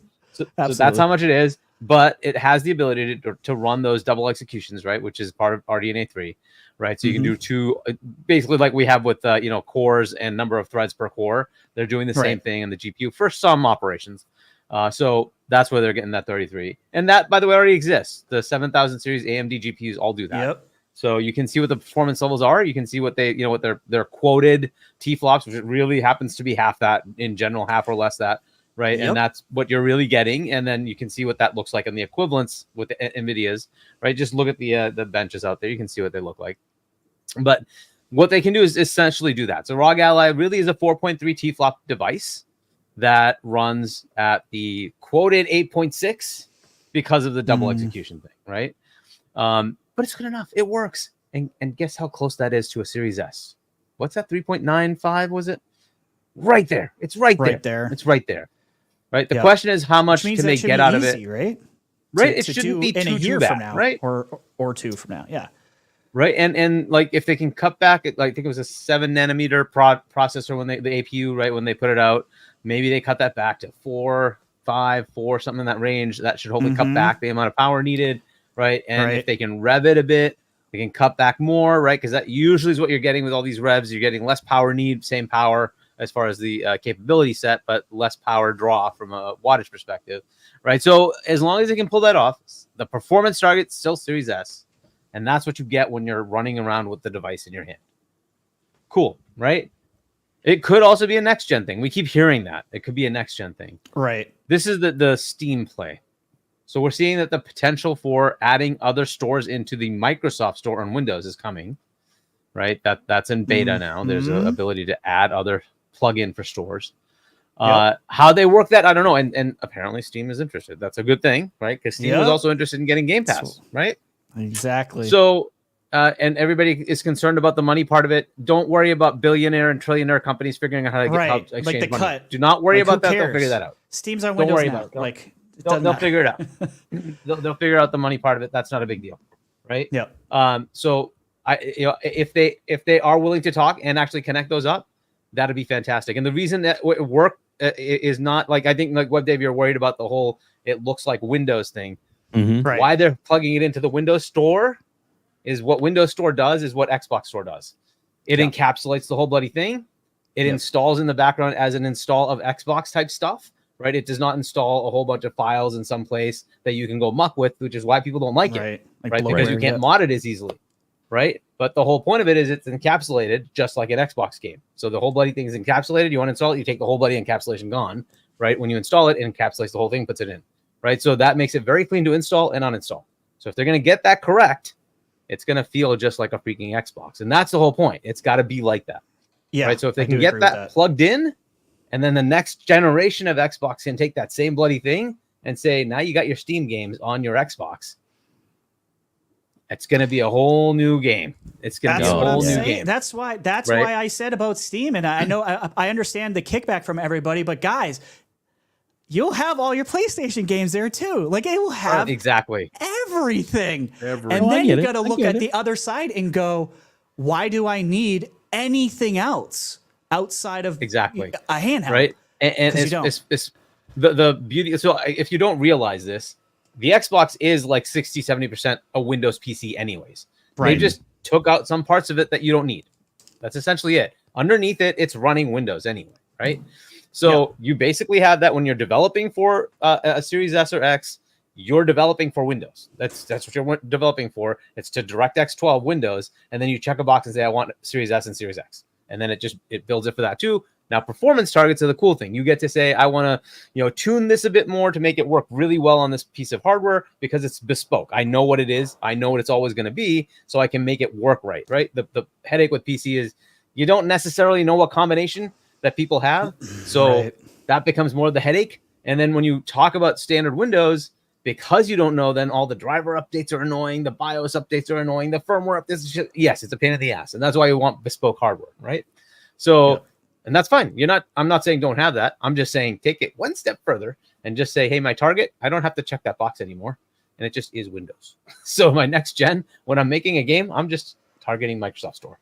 Once I targeted Microsoft Store, it's available on my console and it's available to Windows users. It doesn't matter anymore. It's available, right? So I buy it once. You see, remember that Play Anywhere you want? It's just baked. It's baked. You want it on Xbox? It's automatically on Windows because it's the same bloody store. We're just gonna change it so that you buy it on Windows, you've got it on Xbox. You buy it on Xbox, you got it on Windows. This would be what I would do, right? Is take your superpower, which is you have Windows, and use it, right? You already are. You're just kind of trying to keep them schismed apart. Fair enough. To some level, you need to because you don't want to have the weird, annoying Windowsy dialog boxes coming up. Oh, there was an error. I need a keyboard. Click this stupid button. Like, I don't want any of that, right? We want it to be a clean interface. Totally agree, right? Yeah. That's going to require bespoke hardware. Plus, that way, you can keep all your Xbox games, all your back compat. It's all there. And plug in your Windows games and your Steam games and your Epic games if they want to play along, or your GOG games if they want to play along, or your Amazon Prime games if they want to play along. All up to them. And if, heaven forbid, maybe even PlayStation has a store on PC. And if they want to play along, have fun. But they won't have to because they're not going to go away from Steam. Nobody's going to go away from Steam. That's a stupid idea. So their games will then show up on your Xbox. As far as achievements, if they plug it into the store, then you're getting both, right? So when you play that game, you're going to get your Steam achievement, which will just automatically trigger your Xbox achievement. Boom. Right, the problem. I want that too. I like the one triggers the other too, because the achievement thing is driving me nuts right now on Dragon's Dogma. I'm like, aw. I literally looked up my gamer score today to see how many hours I played Dragon's Dogma and forgot I bought it on Steam. I was like, oh shit. There you go. So, you know what I'm saying? So where I would like to see them take this is, instead of going next gen with the handheld, they can do a next gen handheld if they want to. Is this like holiday, either announce or just release a Series S based handheld, right? That's slightly revved up based on newer tech, just like the Pro is, right? We're not saying it's a new SKU. It's not going to be a, hey, you have to, like, they already put out a new dev kit, right? They've already done that, right? They have a new dev kit out there that's been registered that apparently has this extra SKU, but you don't have to really performance target it, just performance target the S. You're good to go. And basically that S is your portable. Now, if that's what they do, that would be fantastic. And they could release it this holiday. They could release it early next year or mid next year, whatever it is, right? They don't have to wait, in other words, right? What you want to do is kind of time it if you're really playing competition with when that Switch 2 comes out. See, because now you have two devices that are going to compete for the same bloody games, because the Switch 2 is going to play all the same games that the Xbox will, right? So you want to have your handheld compete with the Switch. Right now, do they want to do it ahead of time? I would say yes, that's a better idea. I hope so. Or do you want to do it at the same time? Because then you run into the same problem of you're now competing neck and neck, right? And Nintendo's going to win that no matter what you do. Because Nintendo's lineup is going to be, we have Mario, we have Zelda, we have Pokemon, we have Pikmin, we have there's a new Metroid. There's and you can just keep going down the line. Oh, here's a new a Mario Kart, and whatever, right? And then they will win that battle. So what you want to do is say, this holiday, we're releasing, while they're announcing, right? We're releasing a new handheld that plays all the third-party games. Here they are. Have fun, right? And that's the way to go. Now, along with that, they happen to have a whole bunch of games coming out this holiday, so they could announce it along with, here's Indiana Jones. Here's Avowed, right? And on and on, right? And so they actually have games to tell you coming out this holiday, right? And then and then, by the way, they can bundle in Call of Duty. Right? Can you really want that to take off? That's a great bundle. Like, holy shit. Right? Like, I didn't even honestly think about this holiday, Hargeet, just because we heard so many rumors about a digital version of Xbox. So but that would be general, great. if the dev kit is being given to third parties now, they should be okay to have it come out in this holiday. It'd be better to give them more time, but it doesn't have to. So you should be good. Now, just think of it this way. The dev kits are now being released, maybe about a month, 2 months ago, for the PS5 Pro to the third parties. Right. Yep. So we're looking at the same time frame. PS5 Pro is supposedly coming out this holiday. right? Yeah. So they announced their PS5 Pro, which gives you a marginal update in graphics. Okay, cool. Or you can take your whole bloody thing with you. Dock it at home if you want to. It comes with Call of Duty. Yeah. It comes with 3 months of Game Pass. Gives you all of their games. If they can lock in, and this may still be a tough thing to do with this gen, I think it's going to have to be next gen. The Steam log, plugin. Oh my god! Do you imagine a screen that says, "We've got Ghost of Tsushima, we've got Horizon Forbidden West"? That's exactly where I was going with that. It's so you got 4 stimmies. We got all your stimmies. All exactly. Like, damn. Talking about like knocking the knees out of the competition, literally.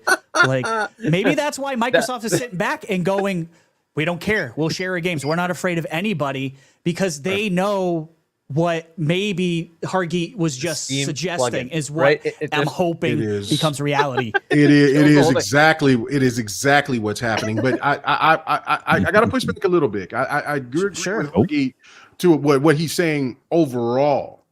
But from my standpoint is that you still have the S and you still have the X. And if you bring out another peripheral, then what it does is that it's cannibalizing what the S and what the X has. And I get your point to that, to counteract against Nintendo, but you also make this point by saying if they went head to head, it doesn't matter. Nintendo is going to win that. Xboxes, I feel, in my opinion, is already thrown in the towel on the hardware aspect of it. They're still going to bring hardware, but they've come to the realization that they're never going to outdo what the 360 did. So for that, what they need to do, and why I feel that they should wait until next generation, which next generation is only going to be, I think, another 2 to 3 years away. I think it's not going to be at 3030. It's going to be 2026, maybe 2027 at the latest, because because if this Pro thing is true, which it seems like it is, PlayStation already screwed themselves and cannibalized themselves yet again. So what you did is that, so what you're doing, what PlayStation is doing, is that they're coming out with a console that's going to be somewhat only 10% more powerful, but they're going to give this whole premium. This is way more powerful, much more significant. And so when the people do buy in on it, they're going to wait, and they're not going to get a PlayStation 6 day one. They'll get it later. And what you can do in the meantime, for what Microsoft can make a great strategy, is come out earlier and undercut whatever that the competition is doing, even with Nintendo, because their console is already out, and then kind of see where the price range is, so where they can kind of fit where they're going to do whatever what we're all thinking is a hybrid type of console type of thing, handheld Xbox kind of thing, and then bring out.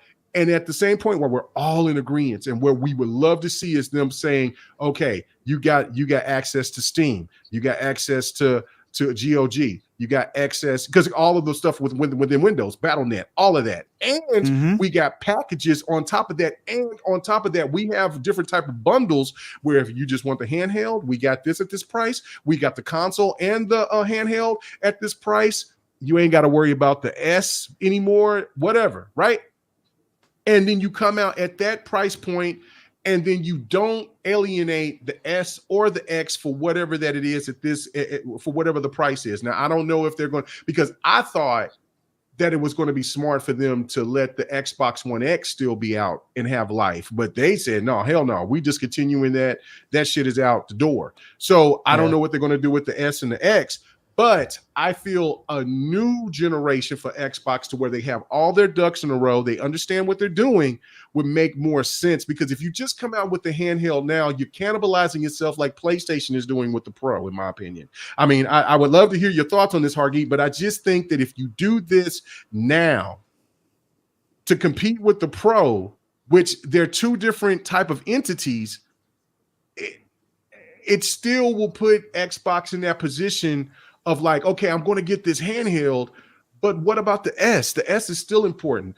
The Series X is still important. If you bring this out as a new generational thing, and Xbox is bringing out something different and new and fresh, and on top of that, we haven't even talked about them doing the stuff with Intel. They're not, everything's different now. Like, you know what I'm saying? AMD is going to be working with PlayStation.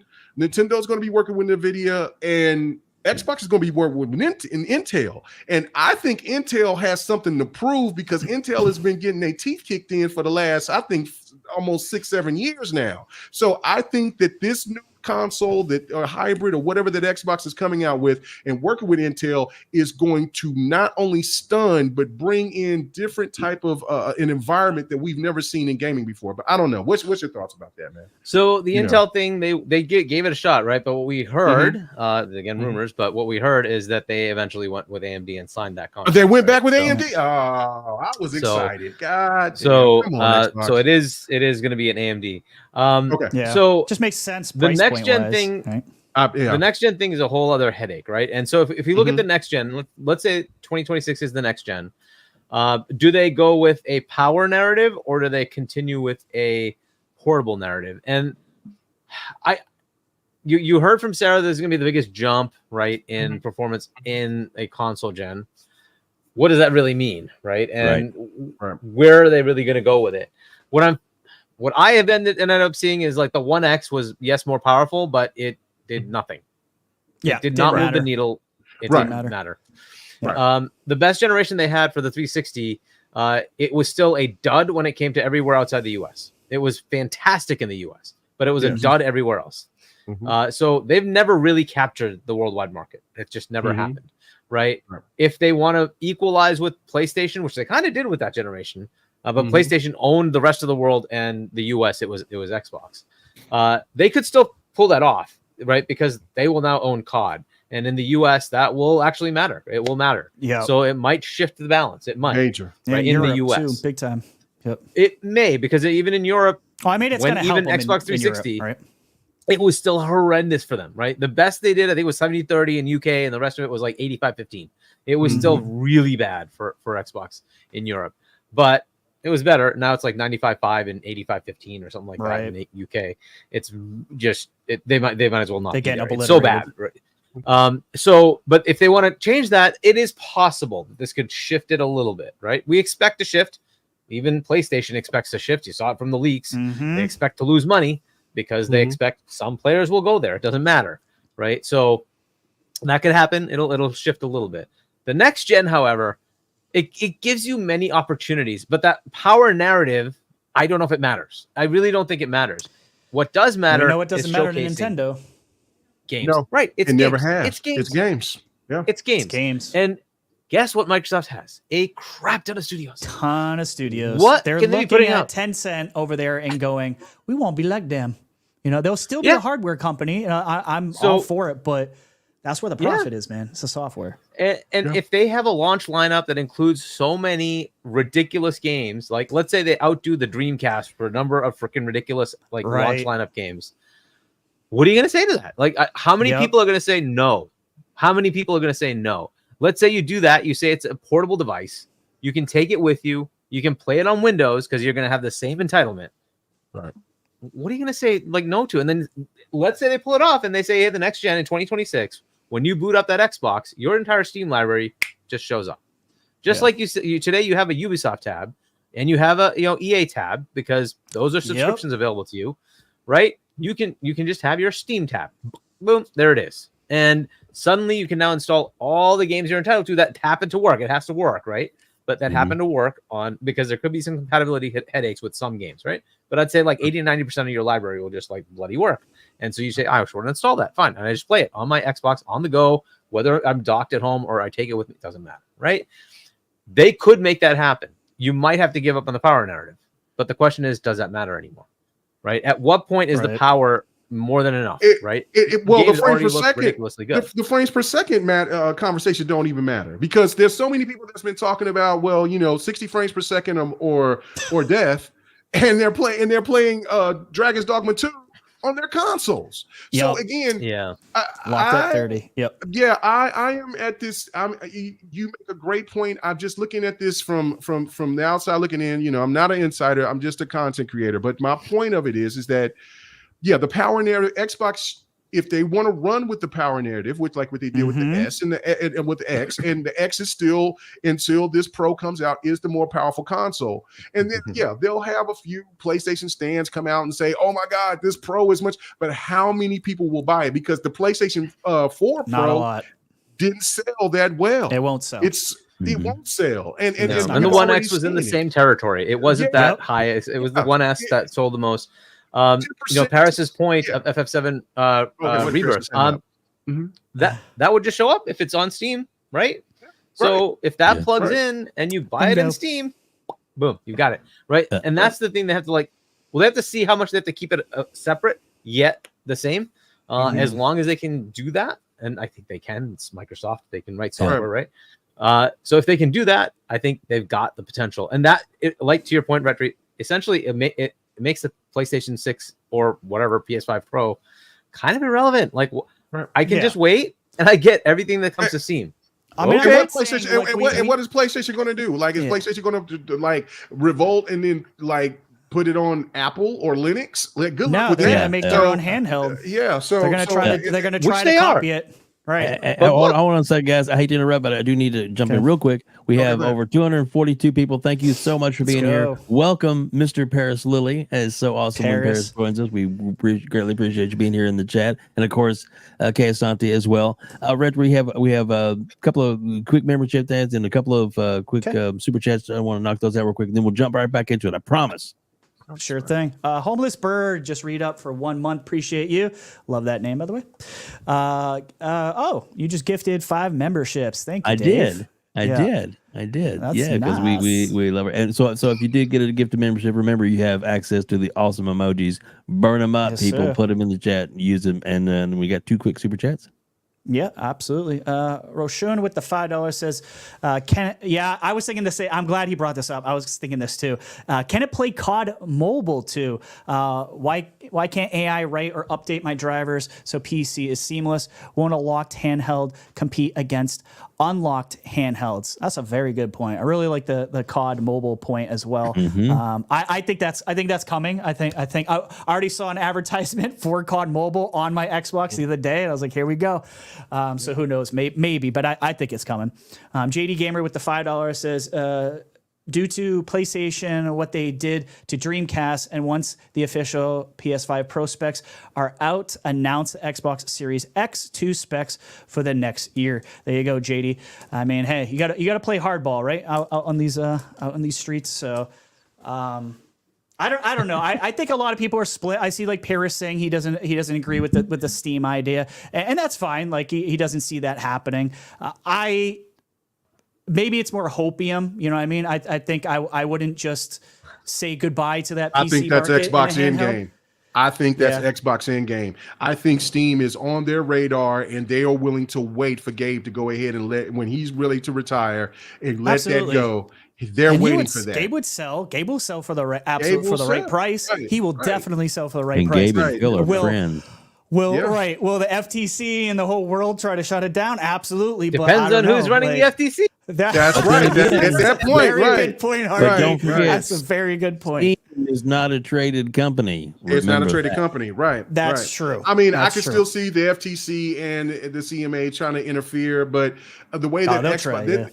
And this is the way, and why so many people are upset with Xbox and with their strategy of what they're doing now. This is good faith for them to say, look, we have been putting our games out there on other platforms while they still refuse to put their content on our platform. Why is it that you guys are coming at us and you're not coming at them? This is Xbox is setting for the long game. I don't know why a lot of gamers 100%. Or content creators are not seeing this. This is made a video about this over a month ago, Kmega. Exactly what you're saying. I said they were laying the work to deal with the FTC and the CMA and the regulatory bodies so they can do whatever the F they want in the future. And that might include a future publisher purchase, maybe Sega, something like that. So you can go, get off of me. We're sharing everything. Get off of me, bro. And everyone wins, in my opinion, because we don't lose anything on the Xbox side. We got Game Pass, bro. All that stuff comes day one. Go ahead. So, what Parris is pointing to, there's an assumption of what we have today instead of what we have in the future, right? Would you have expected in, say, 2010 that Apple would have to put somebody else's store on their phone. No. Yeah, very. But guess what we are? Where are we now? In just 2 doing years, it, yeah. you will absolutely see another store on there. It's going to happen, right? And I wouldn't be surprised if it isn't Android store, right? If Google isn't stupid enough to not do it, right? They should be putting that freaking store on there, right? I didn't even think of that. So, yeah. right? So Android store, like the Google Play Store, it better be freaking on there in a year, right? There's no reason not to, because it would just be dumb. Because your catalog of everything you own on YouTube and it would just show up there. It would just make sense. It would just make sense, because then you would pay money on Google instead of paying it for Apple and lock it to Apple, right?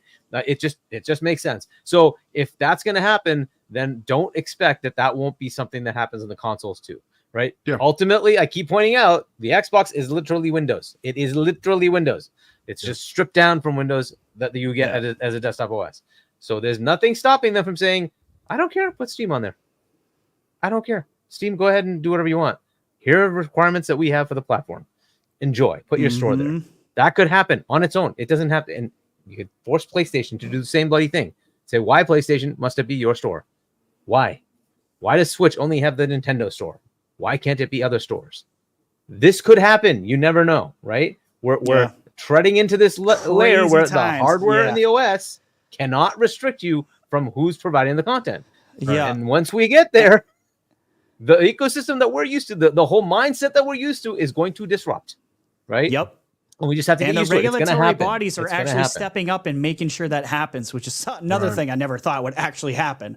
You know what I mean? It's a good thing. So it's here we are. It's a very good thing. It's a very good thing. And that's the one thing. PlayStation themselves is slowly but surely that there are more and more entities out there starting to come after PlayStation, especially going into PC spots. Like, why is there not these games on like CD Keys or in other entities out here where people can get them for discounts? Yes, it's the start of it. And then we've seen in Congress where they were bringing up when they was talking about when the FTC was coming after Microsoft, the Congress was even bringing up about PlayStation and doing investigations.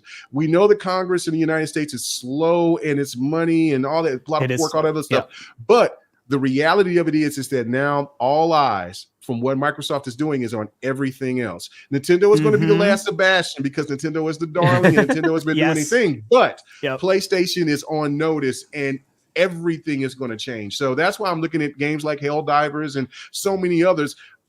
The game is going to change. Everything that we knew as us older gamers, it's about to evolve. And I don't know why a lot of people aren't paying attention to this, because it started to change last gen, and here we are.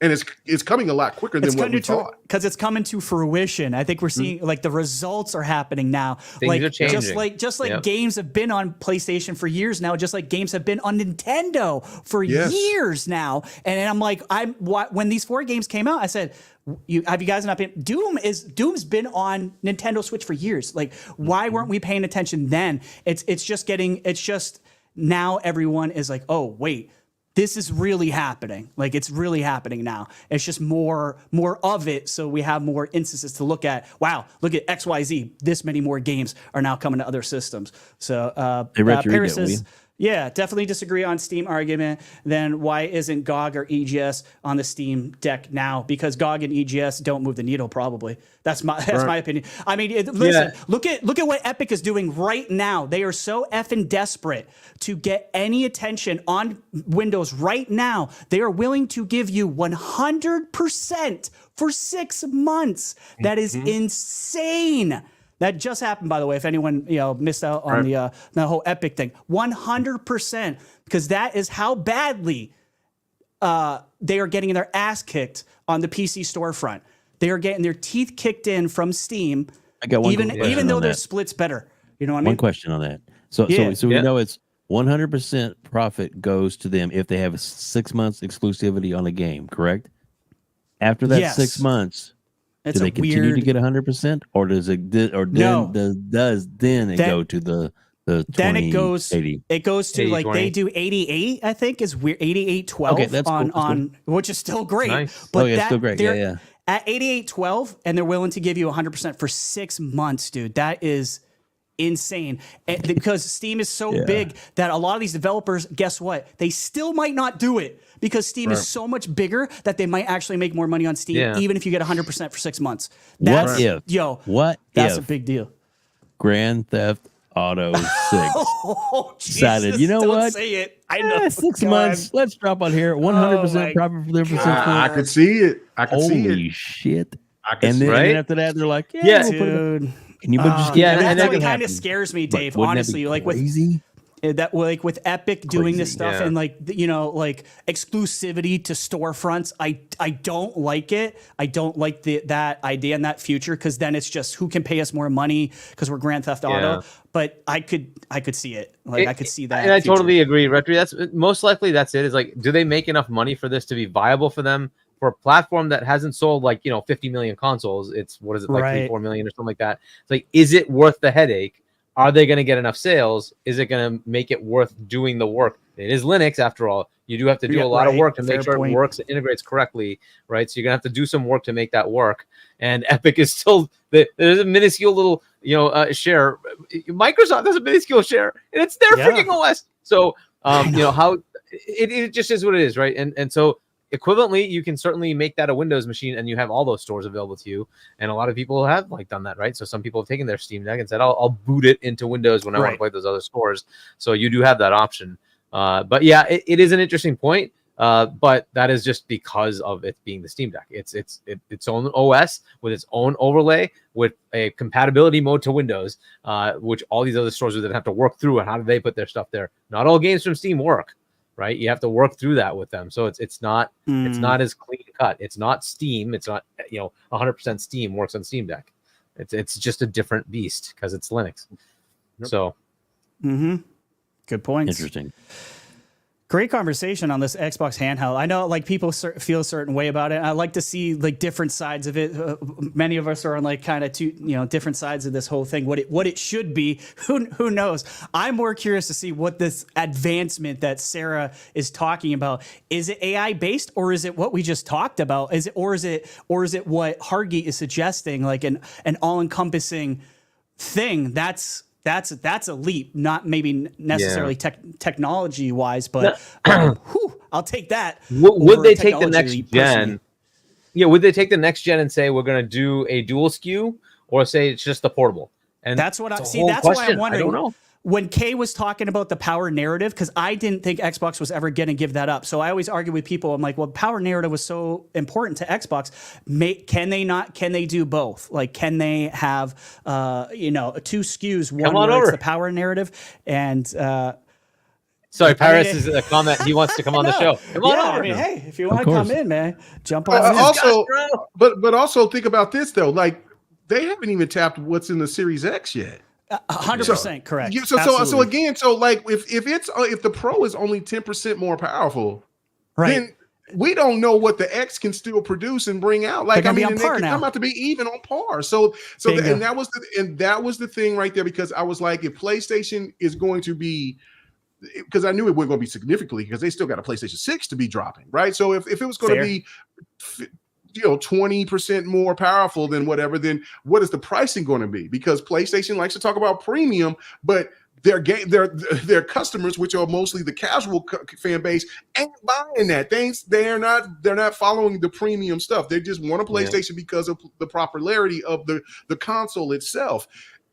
They're like, well, I'll get the Slim. I mean, it was the same thing that happened with the PlayStation Pro and the PlayStation Slim. More people went to the PlayStation regular, more people went to and bought the PlayStation Slim. So Xbox does not need to make a Pro. As long as they can make their game, if they can use their technology of what they've advertised to us, we will see if that is true or not, to where that they can hold out and get games out there to perform better or on par with what the Pro can, then they're still winning. Regardless of what the fan base on social media says. Because if I can sit here and I can play a game, let's say I can get a game at 120 frames on PlayStation Pro, but I can get a game at 60 on a Series X, but then I'm playing what, $100 less, $150 less, whatever the price may be.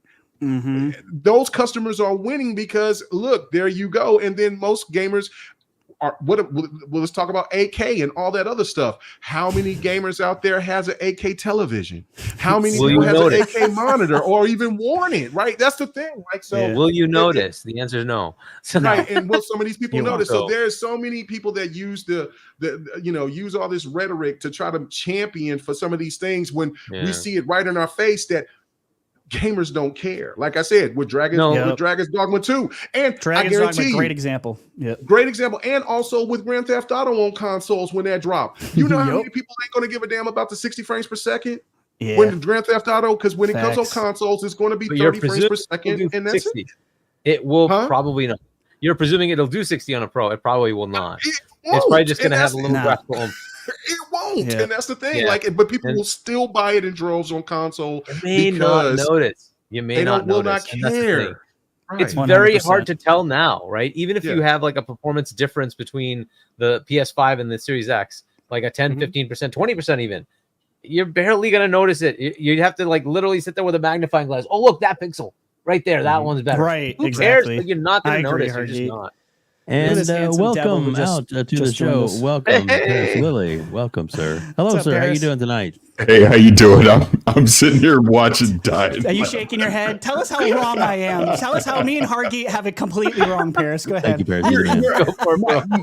I mean, a couple of things, and I won't take up too much time. I'd rather just be watching than on here taking away from the show. But you're good. My only real disagreement is the Steam part. Because I am 101% convinced they're making a handheld. If it doesn't come this generation, or is it a part of the next generation, that is obviously TBD. They're going to make a handheld. It just makes sense. Yeah. My issue is the Steam part of this, of what you're saying. Okay. It wouldn't, and I get the FTC, the Apple suits and digital stores. I understand all of that, but think of the can of worms. Let's start there. Think of the can of worms that would open if all of a sudden now not only Xbox, but PlayStation and Nintendo would be forced to have digital stores on their consoles. And then key word here, console. PC is obviously completely different. If it was truly a mobile device like a phone, I understand that too, as a competitor to what Apple's doing. But when we talk about an Xbox handheld, it's a console. It's not the same along the same lines of what the Nintendo Switch would be. So I don't see a world where Microsoft goes, you know what, Gabe? We're going to let you put the Steam digital library on our hardware and start selling your products and make money off of our hardware. Vice versa. Same as I do not see Gabe saying, hey, Xbox, you can put Game Pass natively on a Steam Deck. I don't see it either way, because the whole point is you're trying to make money off of people on the digital store. And I heard your point about the Epic Game Store and about GOG. Yeah, the Linux OS and the whole thing, but it will still apply. I would imagine right now, if Epic could force Valve to put that Epic digital store on that Steam Deck natively without having to install Windows or anything, he'd freaking do it, because it would be an advantage to them. Because they would try and undercut Steam. They try and undercut Steam at that point to say, hey, just like they're doing on the PC side already. So I get what you're saying. In a perfect world, yeah, it would be awesome if I could have Steam on my Xbox, but I don't see it on the console side, be it a console that's stuck to your TV. Because again, I think this handheld will be hybrid. It'll be something you can take on the go. It'll be something that, just like the Switch, you'll dock it and it can be on your TV. Honestly, I think if it were to happen this generation, I think it's a Series S. It's literally a Series S is what it's going to be. But to your other point, since I'm here, I agree. There is no reason for them to make a Pro at all. Pointless. Especially if the rumors are true that 2026 they're just going to go ahead and jump into the next gen, which I would put it at a greater than 50% chance that that's going to happen too. So ride out the rest of this gen. You heard what Sarah said. They're trying to make the big technical leap, because I heard the other part of your conversation. I do think they're still going to play with the power narrative. I do think there's going to be a version of the next generation Xbox that tries to sit at the top of the mountain from a power narrative. But I also think they're going to have something that is a hybrid that, all right, this is more affordable, but you can also take it on the go with you, plug it into your TV, the whole thing. So that just seems to be the right play. And if you think, look, I'm just trying to get it all out now so I don't take all your time. You're good. And if you think about the other part of what you're saying about, if you look at their games lineup, And looking beyond 2024, if you look into 2025 and 2026, as an example, I'm not saying it's happened, even though maybe someone from the coalition might have kind of winked on one of my tweets. Gear 6. Gear 6, it would be if 2026 is the next gen, Gear 6 should be a launch title. That just makes sense, right? I love it. There's a lot more, right? Okay, well, let me ask you this, Parris. Yeah. Because I asked Doc this as well, because like I'm ignorant to the handheld. I'm more of an old traditional TV monitor type of gamer. But what would be the proper price point? Because I do agree that they will be making a hybrid of some sort of handheld device. What would be the proper price point for Xbox to price that, to put that out there for the public, to them to jump on? Well, it's interesting because we were talking about this on GTR this morning, and because I couldn't think off the top of my head, I was like, what are the pricing of the Steam Deck right now? The high-end 1 terabyte Steam Deck is $650, 7.5 inch OLED screen. The mid 512 version is $549, and then the LCD 256 is $400. So at Best Buy, just went down. So when you look at kind of that range, because look, I think the Switch is going to be $399. I don't think they can compete with the Switch because it'll be a less powerful machine, everything Nintendo does. So I'm thinking maybe here's my spec, since we're talking about this is what I think it would be. It would probably be an OLED screen, because that does help save on battery, because battery and cooling is going to be the two big key factors of this. So it's probably a 7.5. We lost him. Dang it. Hopefully he comes back. Yeah. Try and come back in, Parris. Nobody pulled you off. I don't know. You might have hit the wrong button. I don't know. But here it comes. Here he is. Hey, they did not want me talking about that. No, you're good. Do you know something? Man, Microsoft got you, man. And to be clear, I know absolutely nothing. But what I was saying was, I would say like a 7.5 inch OLED screen. Again, help save battery life, the whole thing. I would probably put a terabyte SSD in it, but maybe they might try to skimp with a 512. But I would probably say a terabyte. Long story short, saying all that to say probably $499. Yeah, nice. It would be my guess. And then it's dockable. Would you think the package could be around 700? Do you think that gamers would, because I'm thinking around 700, but as long as Xbox is smart enough to separate both, to where gamers have the option to get the handheld or the console, and if they wanted to get the bundle, you think 700 would be a proper price for everything? All right, now you pulling me into conspiracy theories. Hey, man, I'm just asking. So here's my thought on that. Here's my thought. $499 if you're trying to make something that is quote unquote this generation handheld, right? Okay. If you're gonna wait till 2026 and go into the next one, if you're gonna try and charge me $700, maybe even $800 for it, not only does it need to be a handheld, but when it's docked, it needs to be as powerful as the Series console, Y, or whatever the hell you're gonna call it, right? It can't be less on a power narrative when it is docked and on my television. That would be the only thing. But their biggest things with this, obviously Jez talked about them potentially prototyping, which I imagine they are. It's battery. I think you at least got to get 3 hours. You at least got to get 3 hours, because that would be the goal, right? Because you'll beat a lot of other people out if you get 3 hours, right? Yeah, because it's like, with my ROG Ally right now, I love it, but the battery sucks. Yeah. And now that Steam Deck OLED is a little better, but if you really like I've been playing Horizon Forbidden West on it, I mean, it's chewing through the battery. So that's probably the biggest inhibitor they're going to have, is getting something that doesn't run hot and has reasonable amount of battery life. And then you'd probably bring it to market. So again, conspiracy. So this is my what ifs on all this. No, I could see. Go ahead. Go ahead. I was just going to say that real quickly that Parris, I'm really glad you jumped on here. And like I said, I understand both RHETRI's point, Hargeet's point about the Steam thing. That would be cool if it was like the what do you call it, the Swiss Army knife of handhelds. That'd be cool.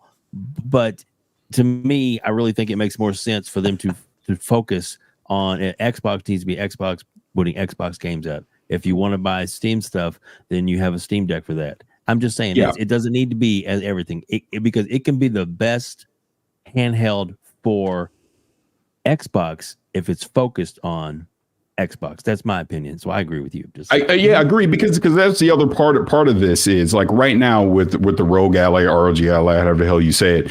Yeah. I mean, I have access to PC Game Pass and any digital Xbox game that I bought through the Xbox, the Windows Store, right? Forget Steam and all that. Just sticking to the Xbox app for a second.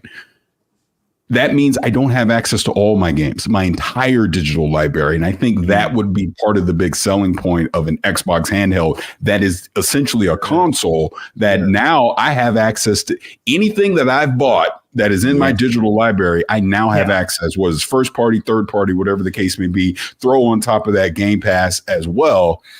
And because look, we know they're going into mobile because you guys were even talking about Call of Duty Mobile for a second there. Right, I would imagine their Xbox handheld has access into their mobile. Like I can see them making a Game Pass variant of their mobile store, and it all works on that handheld device.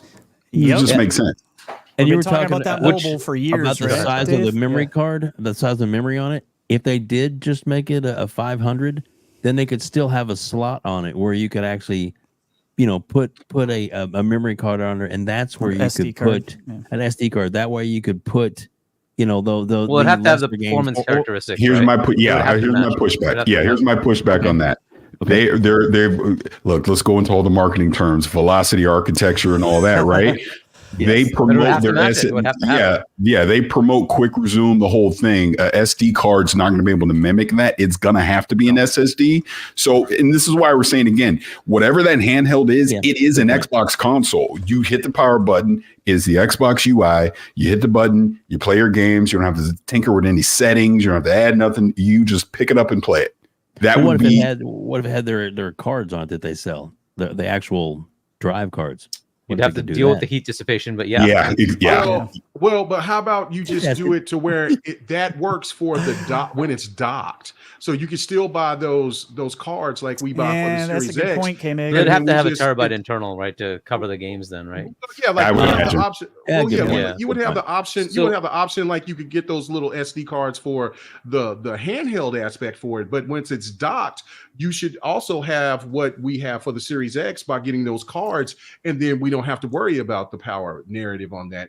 The memory narrative on that or whatever. So of the storage, I should say. So I think that would probably be the best solution for that. But I don't know. I don't know. Like I said, like I'm ignorant to the handheld. None of us. I'm more of the old school traditional console guy. But I am all for Xbox doing this because it makes more sense going forward, because they're never going to catch up to the 360 of what is sold by just doing it the old traditional way. They have to do it this way, in my opinion. Two big. Read those real quick, RHETRI. Yes, Lotus eSpirit with the $50 super sticker. Jesus, man, appreciate you for coming out tonight. Appreciate you, Lotus. Spartan661 with the $5 says, do you think we will be able to use our SSD memory cards on the new handheld? I think that would be amazing for multiple games on a cartridge/memory card. Yeah, probably in some way, right? I hope so. I'm gonna guess they'll have the ability somehow to do it, but you do have to deal with the heat dissipation. I still want to have this debate with Parris about the go for it. We'll get to that. Go back to him. Yeah. Well. Can I say one thing before I forget? Because I almost forgot. I was like, crap, I forgot what I was going to say, but now I remember. The other part that I was going to bring up was this June. So again, pretend I can see them this June coming out and announcing that all digital Series X, that controller we saw through the FTC stuff is probably bundled with it. The haptic, all those things. They'll sell that this holiday, so it's probably the holiday thing. I can see them, because there's precedent of them doing this, announcing ahead of time that, hey, we are working on the next generation console, and acknowledge that a handheld is in the works. That exists. Ooh. But we may not see it. Like, again, if we're talking 2026, it wouldn't make sense to wait until holiday 2025 to put on a handheld that's a part of this gen, and then a year later you're hopping to the next gen. So that's why I say, again, I almost feel like unless they've secretly been doing this handheld for a while, there's no way it's coming out this holiday. And then I don't think it would make sense for it to come out holiday 2025. So it probably would be a next gen device, I would imagine. But if it is, then it would be a new. So then why do they have the new dev kit? Why do they have? I was going to bring that up too. Hey, that's the monkey wrench in all of this, because what is that dev kit? What does that mean? So, I think June is going to be very fascinating to see what they go on the record and say it's coming. Because you also have to think of this too: where there's smoke, there's fire. We've seen Phil.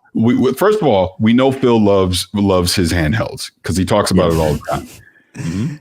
He also is not. He is strategically liking certain tweets talking about a handheld. We've seen this over the past few months. So something is happening. It just makes sense. So when we get to June and they're going to be doing interviews and all that kind of stuff, like, look, if they let me talk to Phil, what's up with the handheld? I'm going to say it. I'm going to ask him. So they're going to have an answer for that. They're going to have to talk about it at some point. So I do feel there will be a significant hardware announcement at this June showcase, one that will come this holiday, and then one that's like they did with Project Scorpio, where we're looking ahead, to get people excited. Yeah. And I don't know if they do it in June as far as the next gen, or they wait to TGAs, but I agree with you, Parris. This June showcase, they have to do something with hardware. There just has to be. And if they're going to do this, as far as this gen, you're right. It's got to be this year, because if it's not this year, it really doesning make sense to come up with something next year to just replace it the year after. Why would you bother buying it? It just makes no sense, right? At that point. So it would be cannibalizing your own thing by saying, hey, but wait till next year and we have one that's 3 times more powerful. That just doesn't really add up, right? So I think it would have to be this year. Okay, but let's say, and I don't think the Steam thing would happen this year. I think that there's still too much to iron out. Yeah. But right. Your issue with the Steam thing is it doesn't exist. That's it. What is the specific thing that you're worried about? Why do you think my thing is, I'm talking from a business standpoint. It doesn't make business sense for Xbox to want another digital store on their hardware, just like it wouldn't make business sense for Valve to want another digital store on their hardware. That's what I'm saying. Well, but for instance, Ubisoft can give you a subscription. I happen to have it. And what does Microsoft make on that Ubisoft subscription?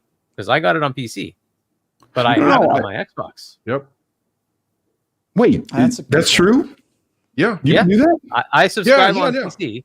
Yeah. And I get my Xbox games, all Ultimate Editions. The premium editions on PC. I mean, on Xbox. Yeah. I've been playing those games with that subscription. I did not know that. Mirage. I play Persian, Prince of Persia. Yep. I've got Avatar. I've got that Skull and Bones game. Yeah.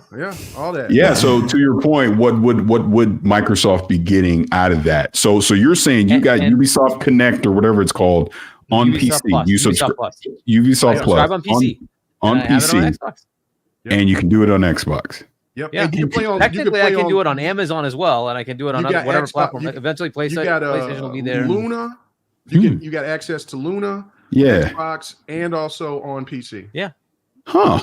So what I think, Parris, they're doing is in the background. There's I played this game over here. Therefore, there's a minor amount of transaction that happens in the background, and that's where I don't care about $1 billion Valve and $1 trillion Microsoft. They can just make those agreements because they wanted to talk. And Gabe said he wanted to have Game Pass on the Steam Deck. He wanted to say that.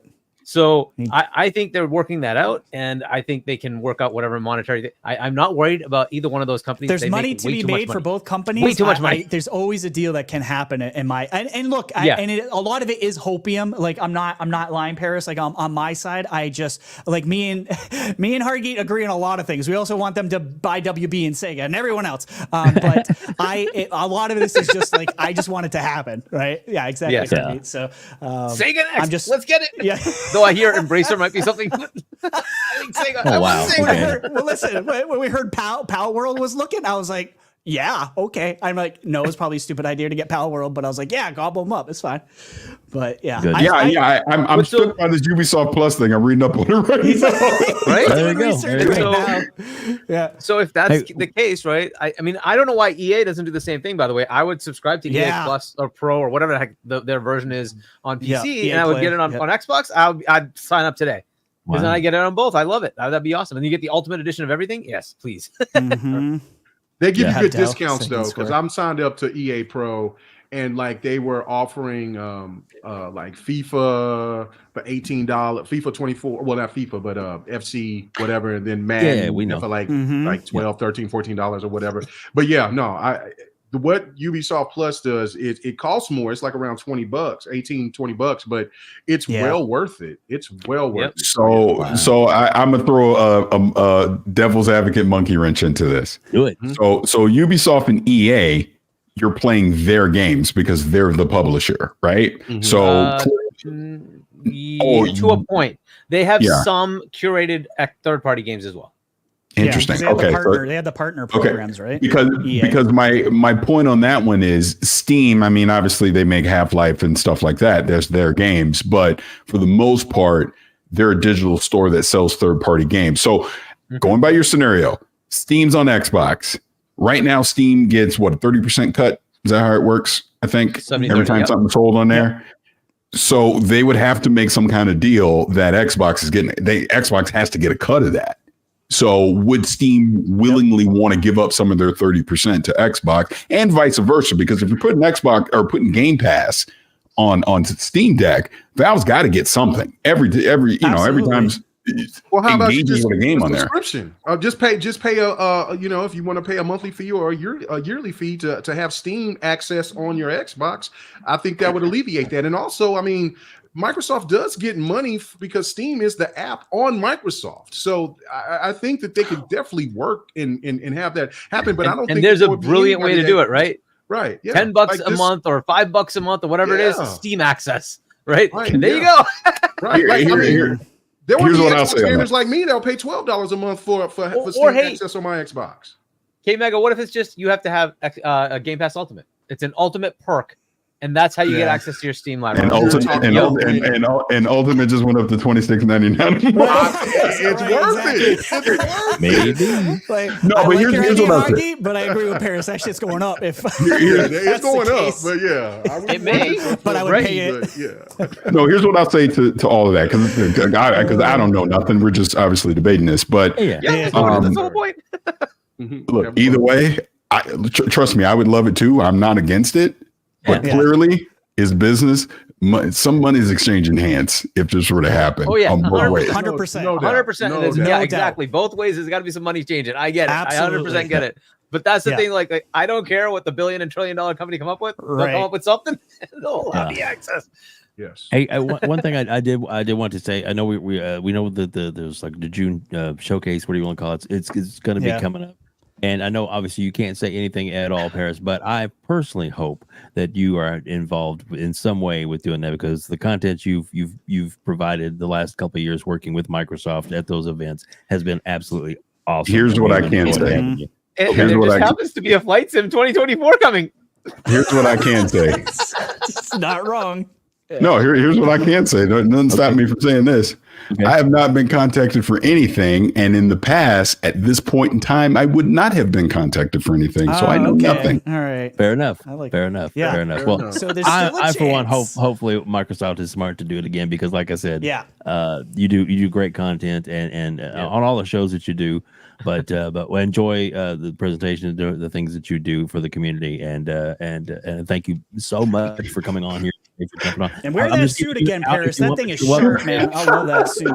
Damn. No, I appreciate that, and I actually wore that suit a couple years ago at the Game Awards, and then when I went to DICE, because I had no idea when I was going to DICE that I was going to be presenting an award until like 2 or 3 days before, something like that. Wow. So I was like, well, what the hell? I'll wear it again.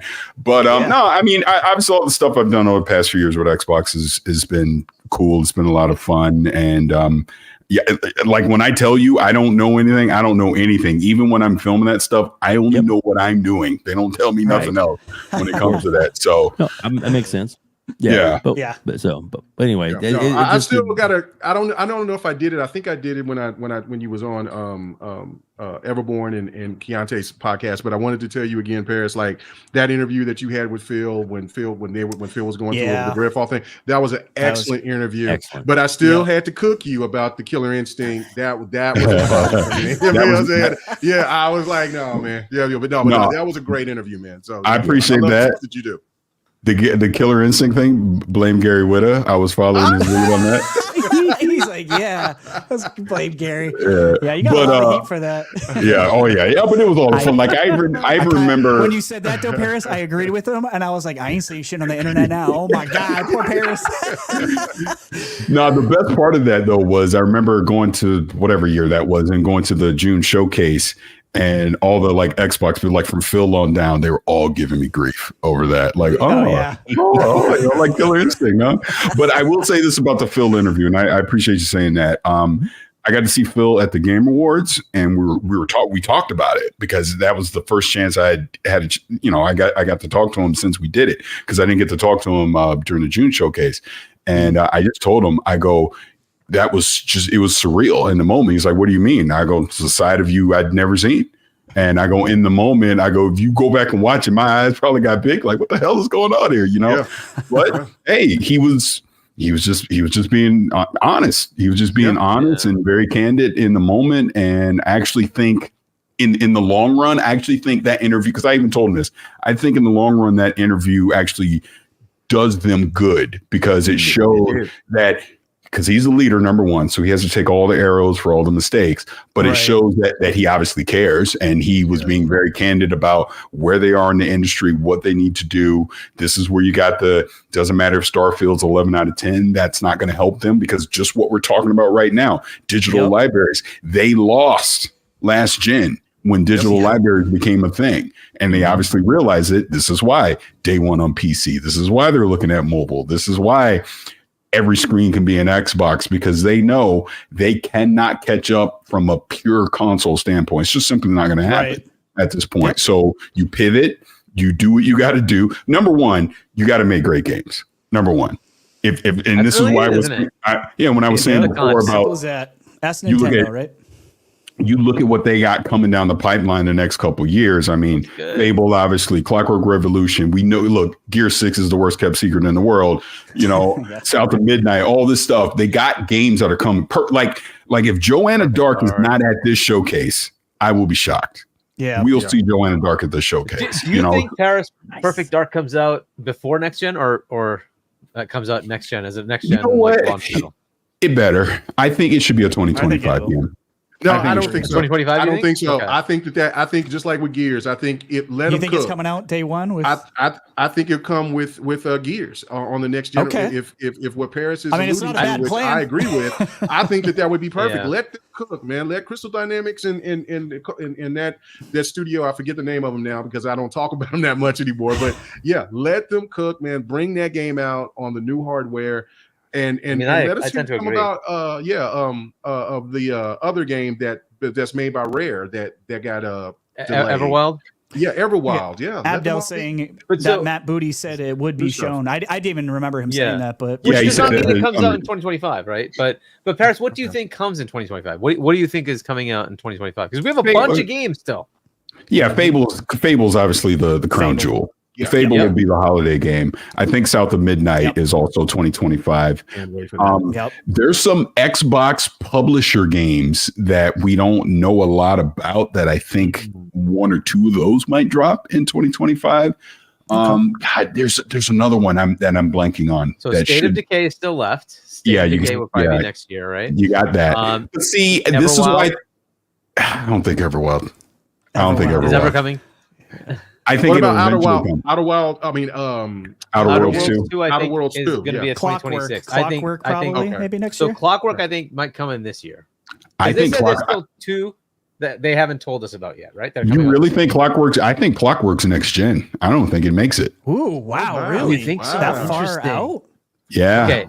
But like, how many games do you think they're going to put out in a given year, right? So, and we still have more, by the way, we haven't talked about, but what do you think as far as like other games that are coming out next year? This is why I think Perfect Dark makes more sense to come out the following year. And then you just say, hey, we'll just put it out in the latter half of the year and it'll be part of the next gen, the next gen launch window, right? That's just my thoughts. I mean, it could come out like a month before the next gen and still be a cross gen because it's going to be cross gen. We know it's going to be cross gen. Yeah. Right?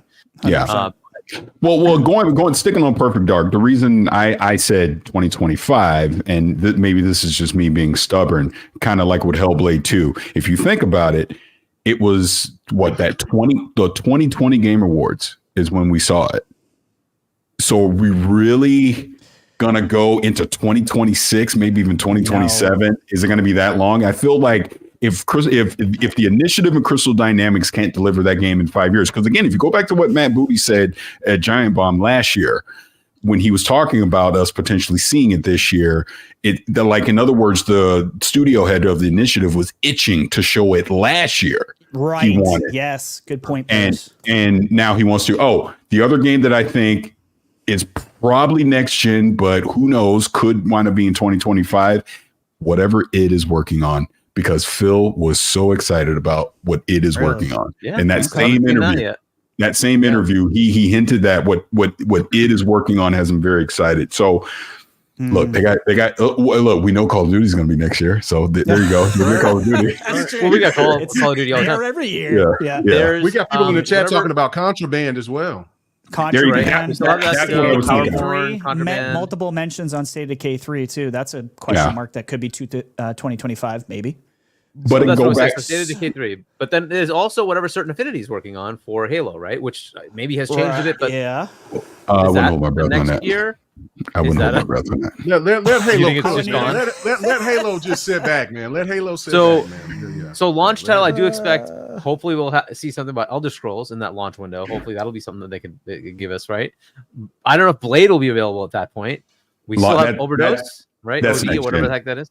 Yeah, right? So that's what I'm saying. So I think these become the next gen titles, like ESO, Blade, next gen, right. So so there's a whole bunch of launch window games that they could use for the next one. And I think Perfect Dark just might end up being one of them. I know what I was thinking of.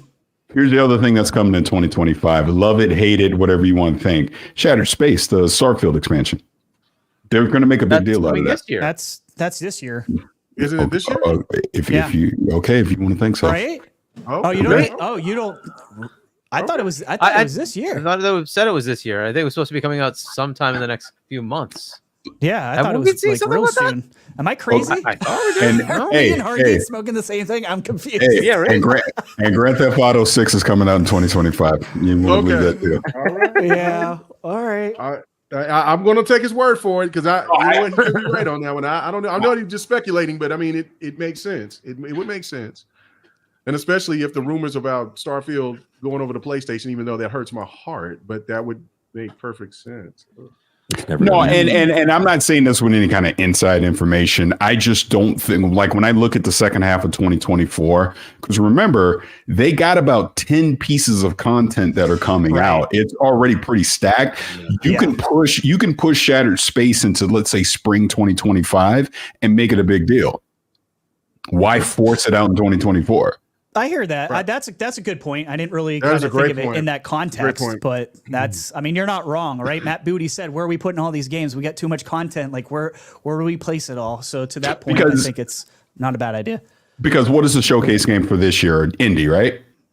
That's the big game for this year. Indiana Jones. Well, obviously, outside of maybe Call of Duty or whatever else they have to tell us. But I think you're right. I forgot. Beer Baron saying the Oblivion remake. I forgot about the Oblivion remake too. Yeah. Jesus, there's a whole bunch of many games.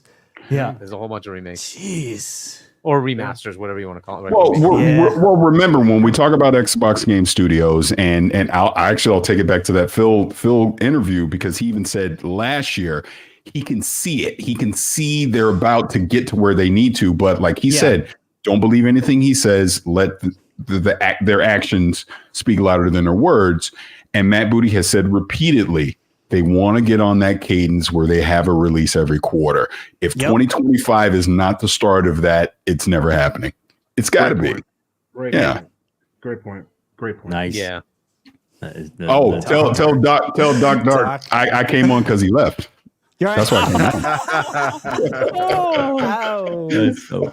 I'm kidding. Doc, man. He's kidding. That was awesome. Oh man. Oh goodness. No, but I don't want to take up too much of your time. I just want to hop on with we talk about the handheld stuff, but I appreciate you. We appreciate you speaking your piece, Parris. Definitely you have always have open reign anytime you want to come on. You know that. So I do want to say one last thing, and I appreciate that. I do want to say one last thing because obviously I say it every week as a joke, but I'm serious. I'm serious when I say put Final Fantasy VII remake, rebirth, Return of the King, whatever you want to call it. It should be on Xbox because it should be everywhere.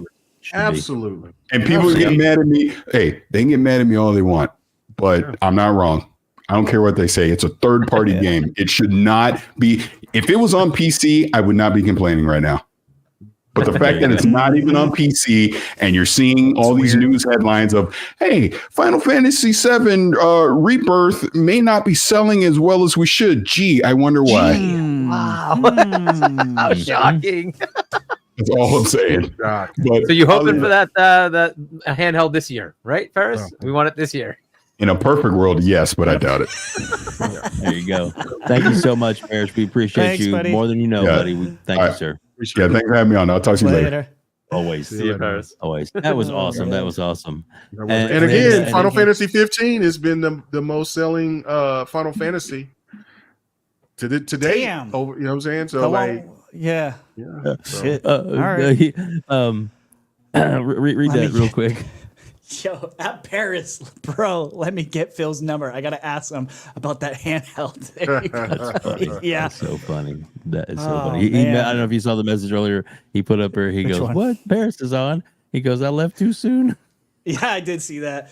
Yes, you did, awesome. Doc. It's all good. Appreciate you coming out in either way, man.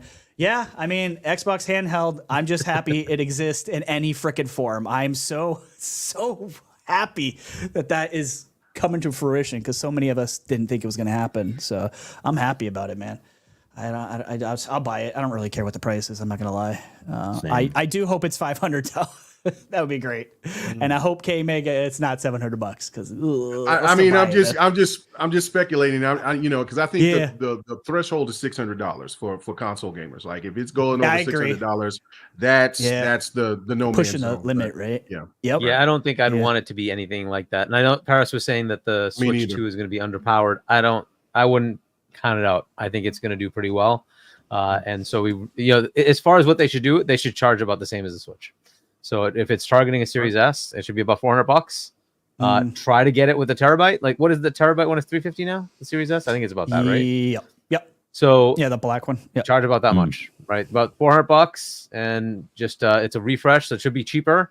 So hopefully that, but they have to add the rest of it, right? This is gonna be the screen and the speakers and all that stuff that built into it, whatever. But yeah, and I don't know if they're gonna include the new haptics, if that's gonna be part of it or not, right? So hopefully they do, right? If they are bringing that in the handheld itself, you mean? Or are you talking just? Yeah. Oh, yeah. Why not? Right? If they're gonna have the haptics, that's a good point. Then they probably should have it in the handheld. But so these are the things, and remember that means they're not bundling a controller, right? That is cost taken out. Right? The controller. Good point. Fair enough. Right. Yeah, so, it's the same reason like with Keystone too, right? Like they were trying to get the price point out for a Keystone, and they were trying to hit that 100 with a controller. So essentially making Keystone $40. So it's. But so I hope it's $400 terabyte, and then yes, you can potentially plug in your memory card, but I don't know that it's going to work as a full memory card expansion because it's just the heat dissipation problem. I don't know if anybody's actually touched that thing when it's in use. It gets warm. It's not something you want in your hands, right? So it's just something to think about. So they'll have to kind of work through that. But maybe when you're at home, you can plug it in and like move games back and forth or something like that. But I don't know. They'll have to work through that. I like that. Nintendo Gamers is also proved power doesn't matter. You know what I'm saying? Like Nintendo Gamers is proven to 100%. It does not. Exactly. I was going to point this out from a hardware perspective. There's this little device. Hopefully it shows up. This is the X-Real Air Pro 2. So it basically is an AR set of goggles. So you can see the world, but it gives you AR and it plugs into either a mobile or your Windows, right? So or Mac for that matter. So you can have this plugged in, and I've done it, to your ROG Ally or your whichever handheld you have, and your screen is now this projected screen in front of you, with like a pretty large screen. So it's no longer the little dinky screen. You got a nice 1080, but it's good enough. And this becomes your TV when you're remote, right? So you can plug it in, have it as your TV, just boom, and there you go. Now you have a massive TV wherever you want it. And that is what the world can eventually become, right? So this is where I think things are going, is you will have this and you will have your phone, and this will just connect to your phone, and suddenly you have your power from here, and your display over here, projection, and then that's that. And again, I'm seeing the rest of the world, and you can change how much of the world you see and how much you don't. Right? It has like a toggle that makes it darker and darker for the rest of the world versus your screen. So or you can let through as much as you want, and so you can walk around with it and still see the world and be looking at stuff. Right? So this is kind of the thing that I think is going to take off eventually. But when we get to this becoming a like part of your phone. So you buy $1,000 phone and it just has this. That's just it. Right. This is the phone. Just comes with it. Right. Yeah. No display here. It's just that's it. Right. Dumb question for you, Hargeet. So do you wear any kind of like corrective lenses or anything like that, or do you? No, I do not. However, this has the capability of having that built in. So there's actually I don't know if it actually shows up, but this piece, you can take this out and then plug in your own lenses. It has the ability to have your lenses. Oh, cool. And then it plugs in front of it. So you'll have your corrective lenses right in front of it. So it can take your corrective lenses as well as having the display. So nice. So yeah, pretty cool device. I can see myself walking in traffic and dying with that thing for sure. Right, exactly.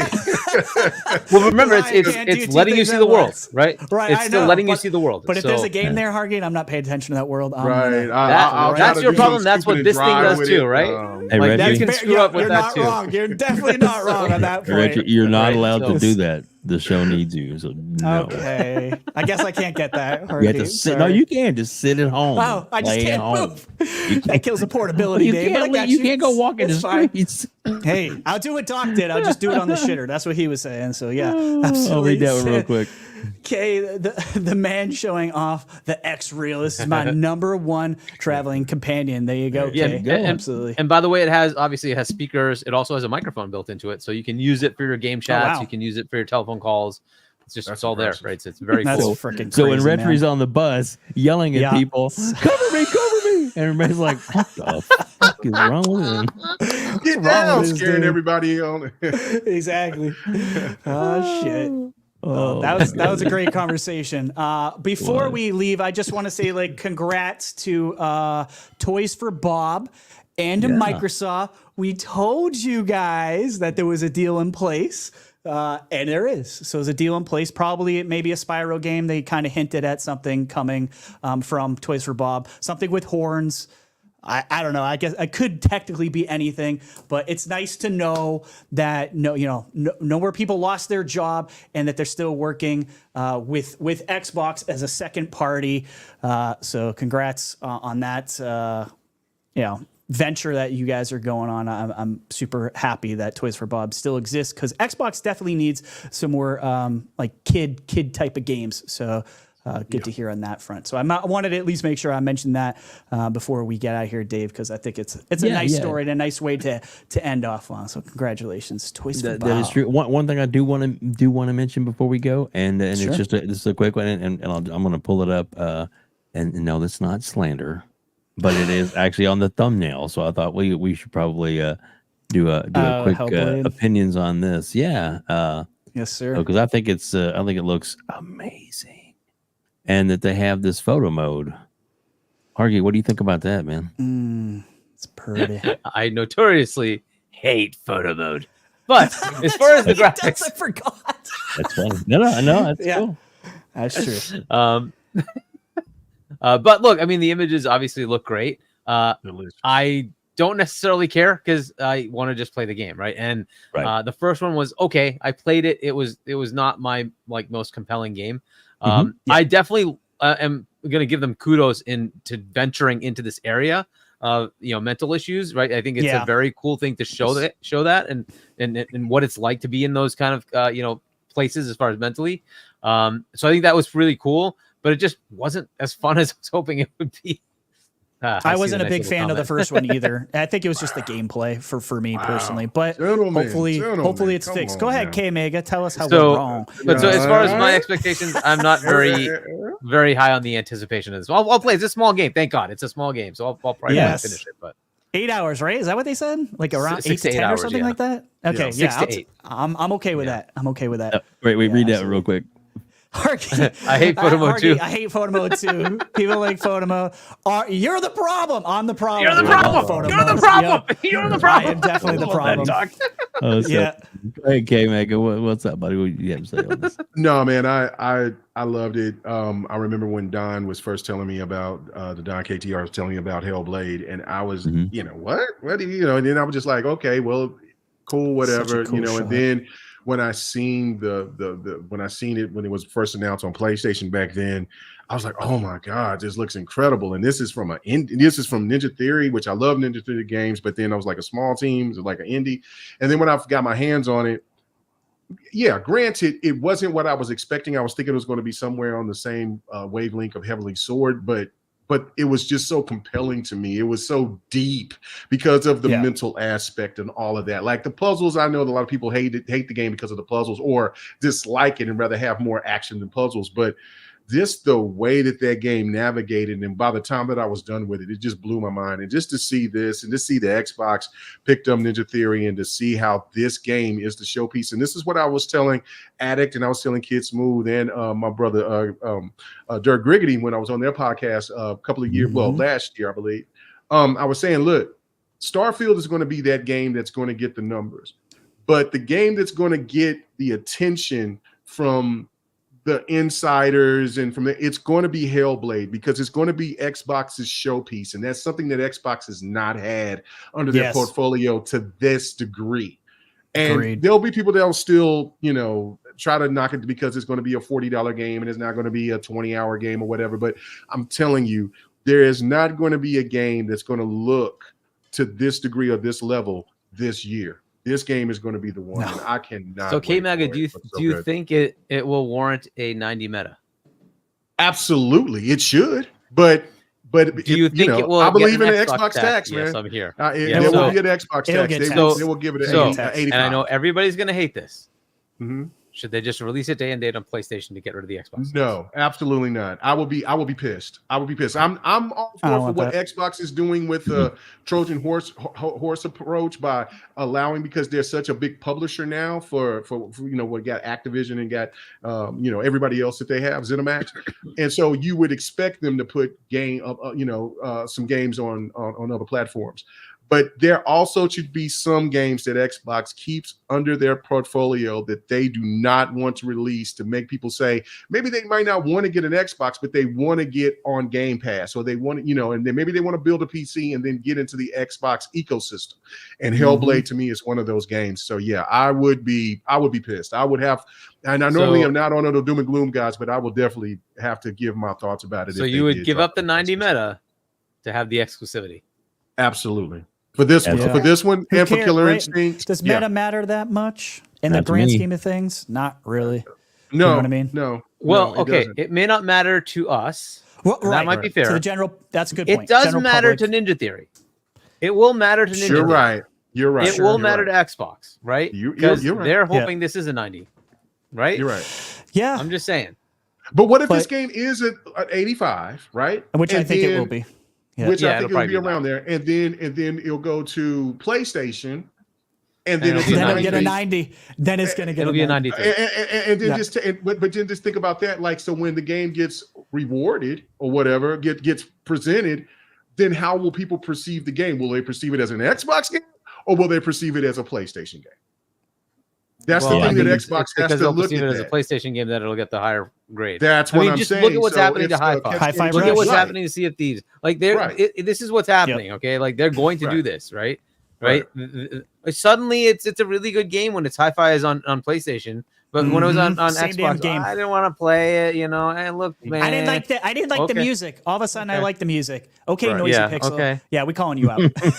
So that's why I'm like, Xbox got to hold on to something to make gamers feel like Xbox is Xbox. I'm not tripping about. I don't believe that every Xbox game should stay on Xbox, but I do believe that there's some showpieces, and Hellblade is one of those games that needs to remain. I agree. An Xbox PC exclusive. Especially being a showpiece. I mean, look at this. Right. This is literally, and remember what PlayStation said. We got to make sure Wolverine can come to this. Like that's right. You got a small team in the Hellblade team, Ninja Theory, doing this shit, and you got a huge team of hundreds, maybe thousands of people that are going, we're going to make our game look like that. That's a big deal, man. I keep that shit on Xbox, in my opinion. But I see your point, Hargeet. I see what you're saying. Yeah, but that's just me being a fanboy.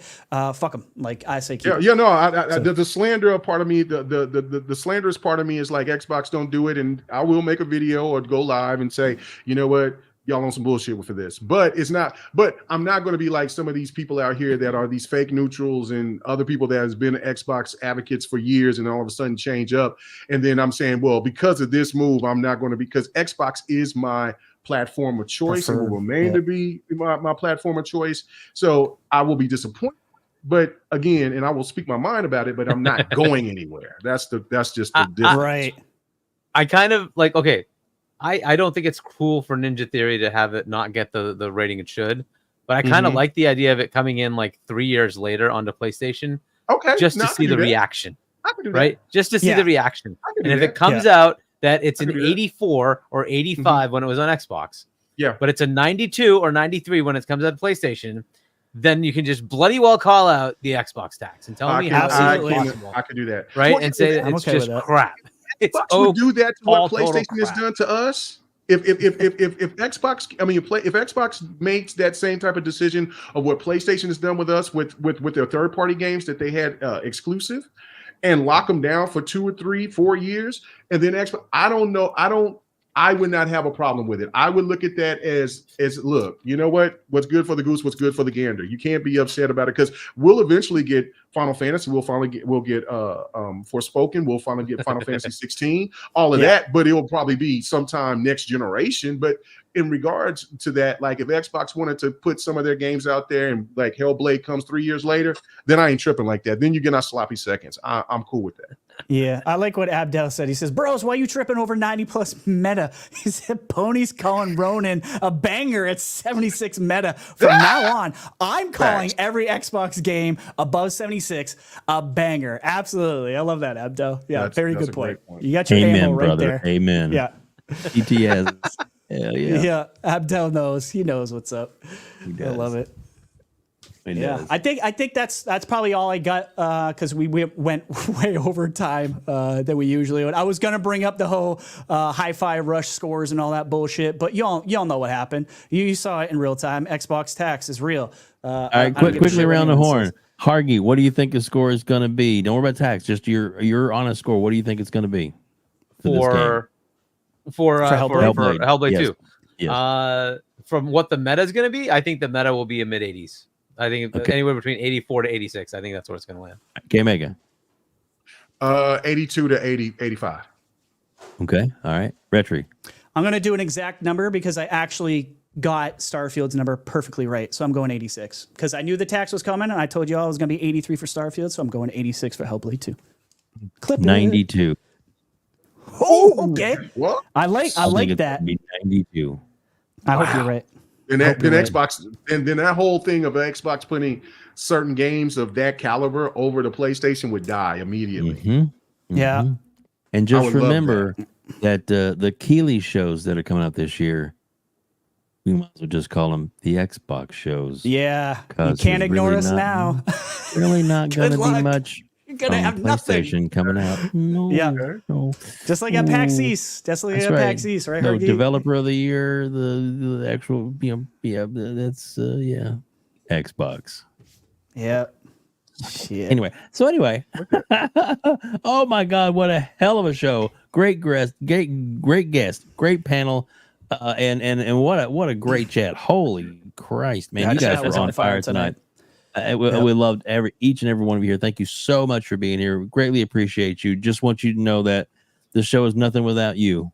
So thanks, guys, 100%. For being here and gals. So let's go around the horn, please.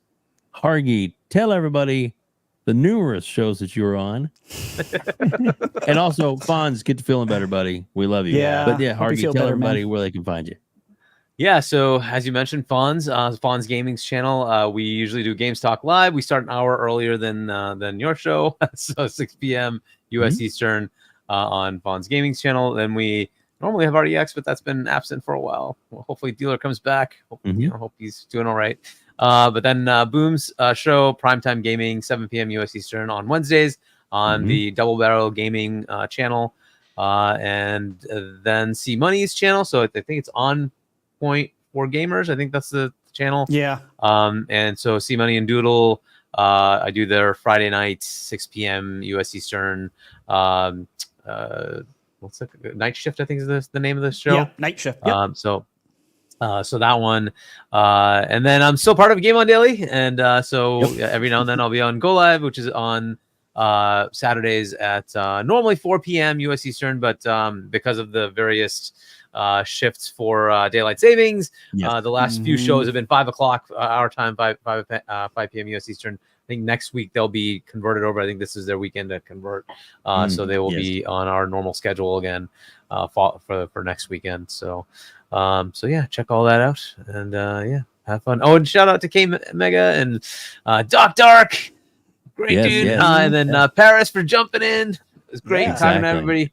Exactly, that was Thanks so awesome.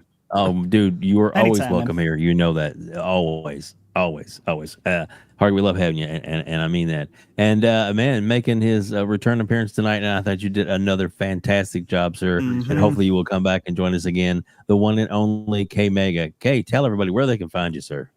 Man, you can catch me. I'm finally getting back. I mean, I've been doing GRG on Friday nights at 8 p.m. Central. I've been, we over 306-7 episodes, but you know what I'm saying? And I really do appreciate the support for people who's been coming on to that podcast and checking us out, and for the panels, because Fonzarelli was one of the originals that came on with us, and now Fonzarelli's doing big things. And when he came on RDX and all that, and All Day and 100 and Lady Infamous and Delilah HD and 108 Dragons. Like, listen, man, like GRG has paved the way. I always make fun and say, look, they have been on the mega teeth, and I have sent them out to fly. But anyway, but no, I love it. You said now we got him solo, we got Sir X-Man and many others in Viper, and now we have a new member that's popped up on the scene, man. His name is Husky Hokage.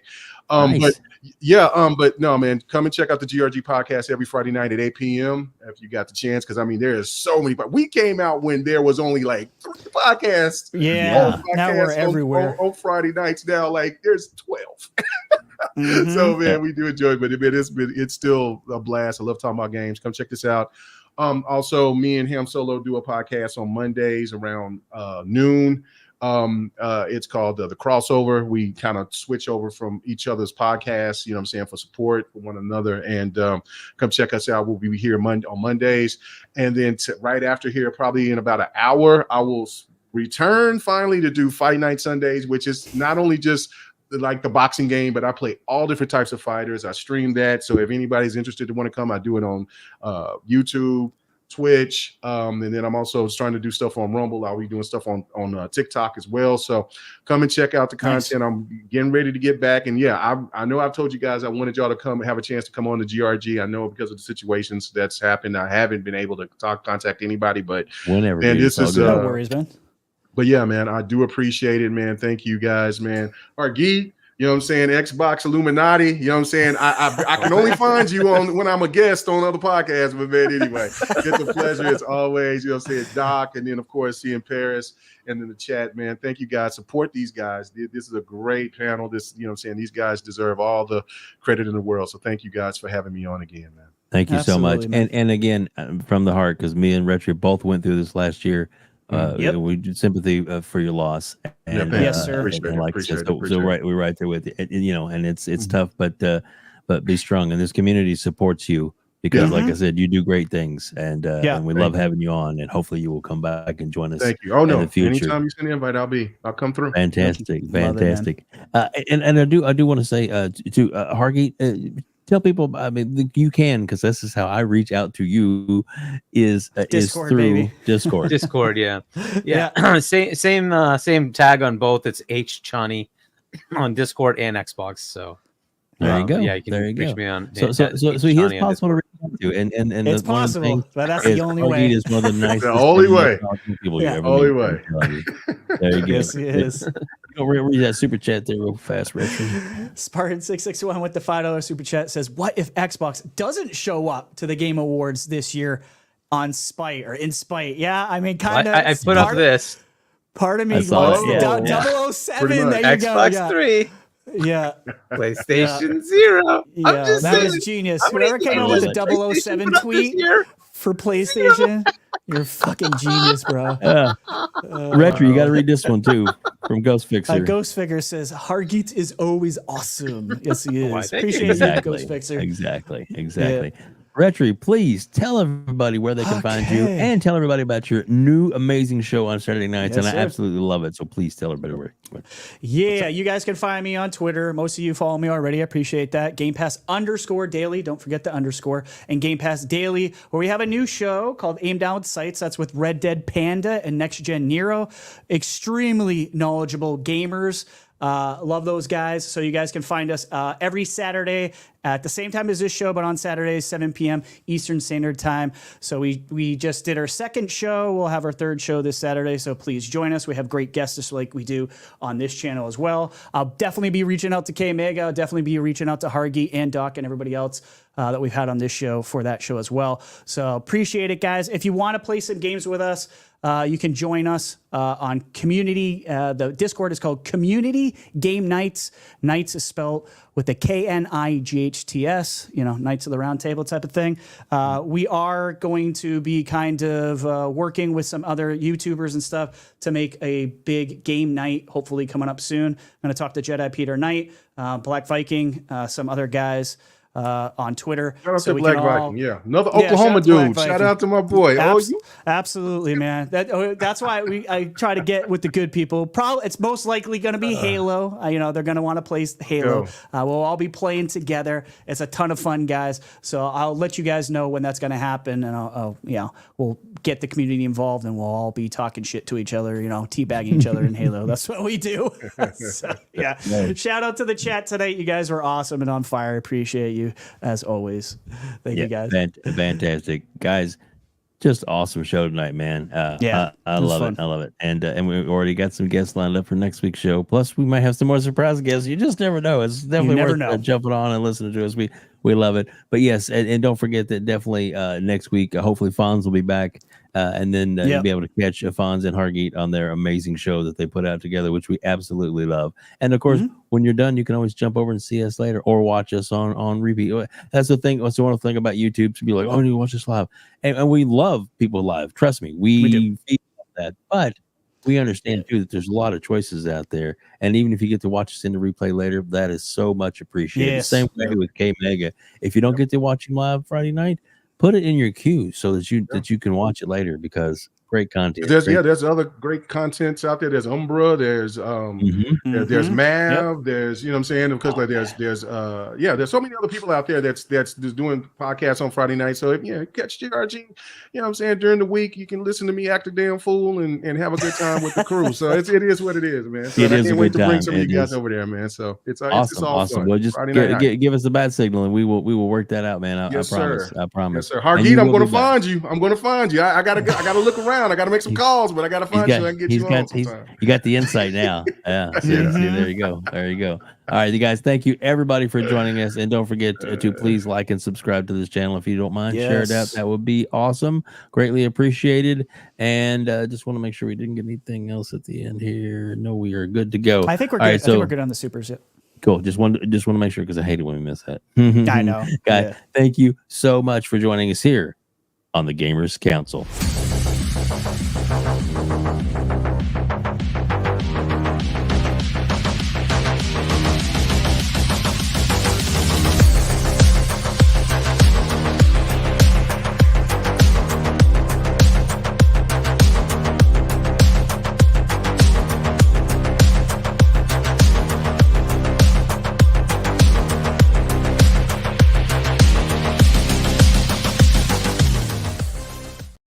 Game over.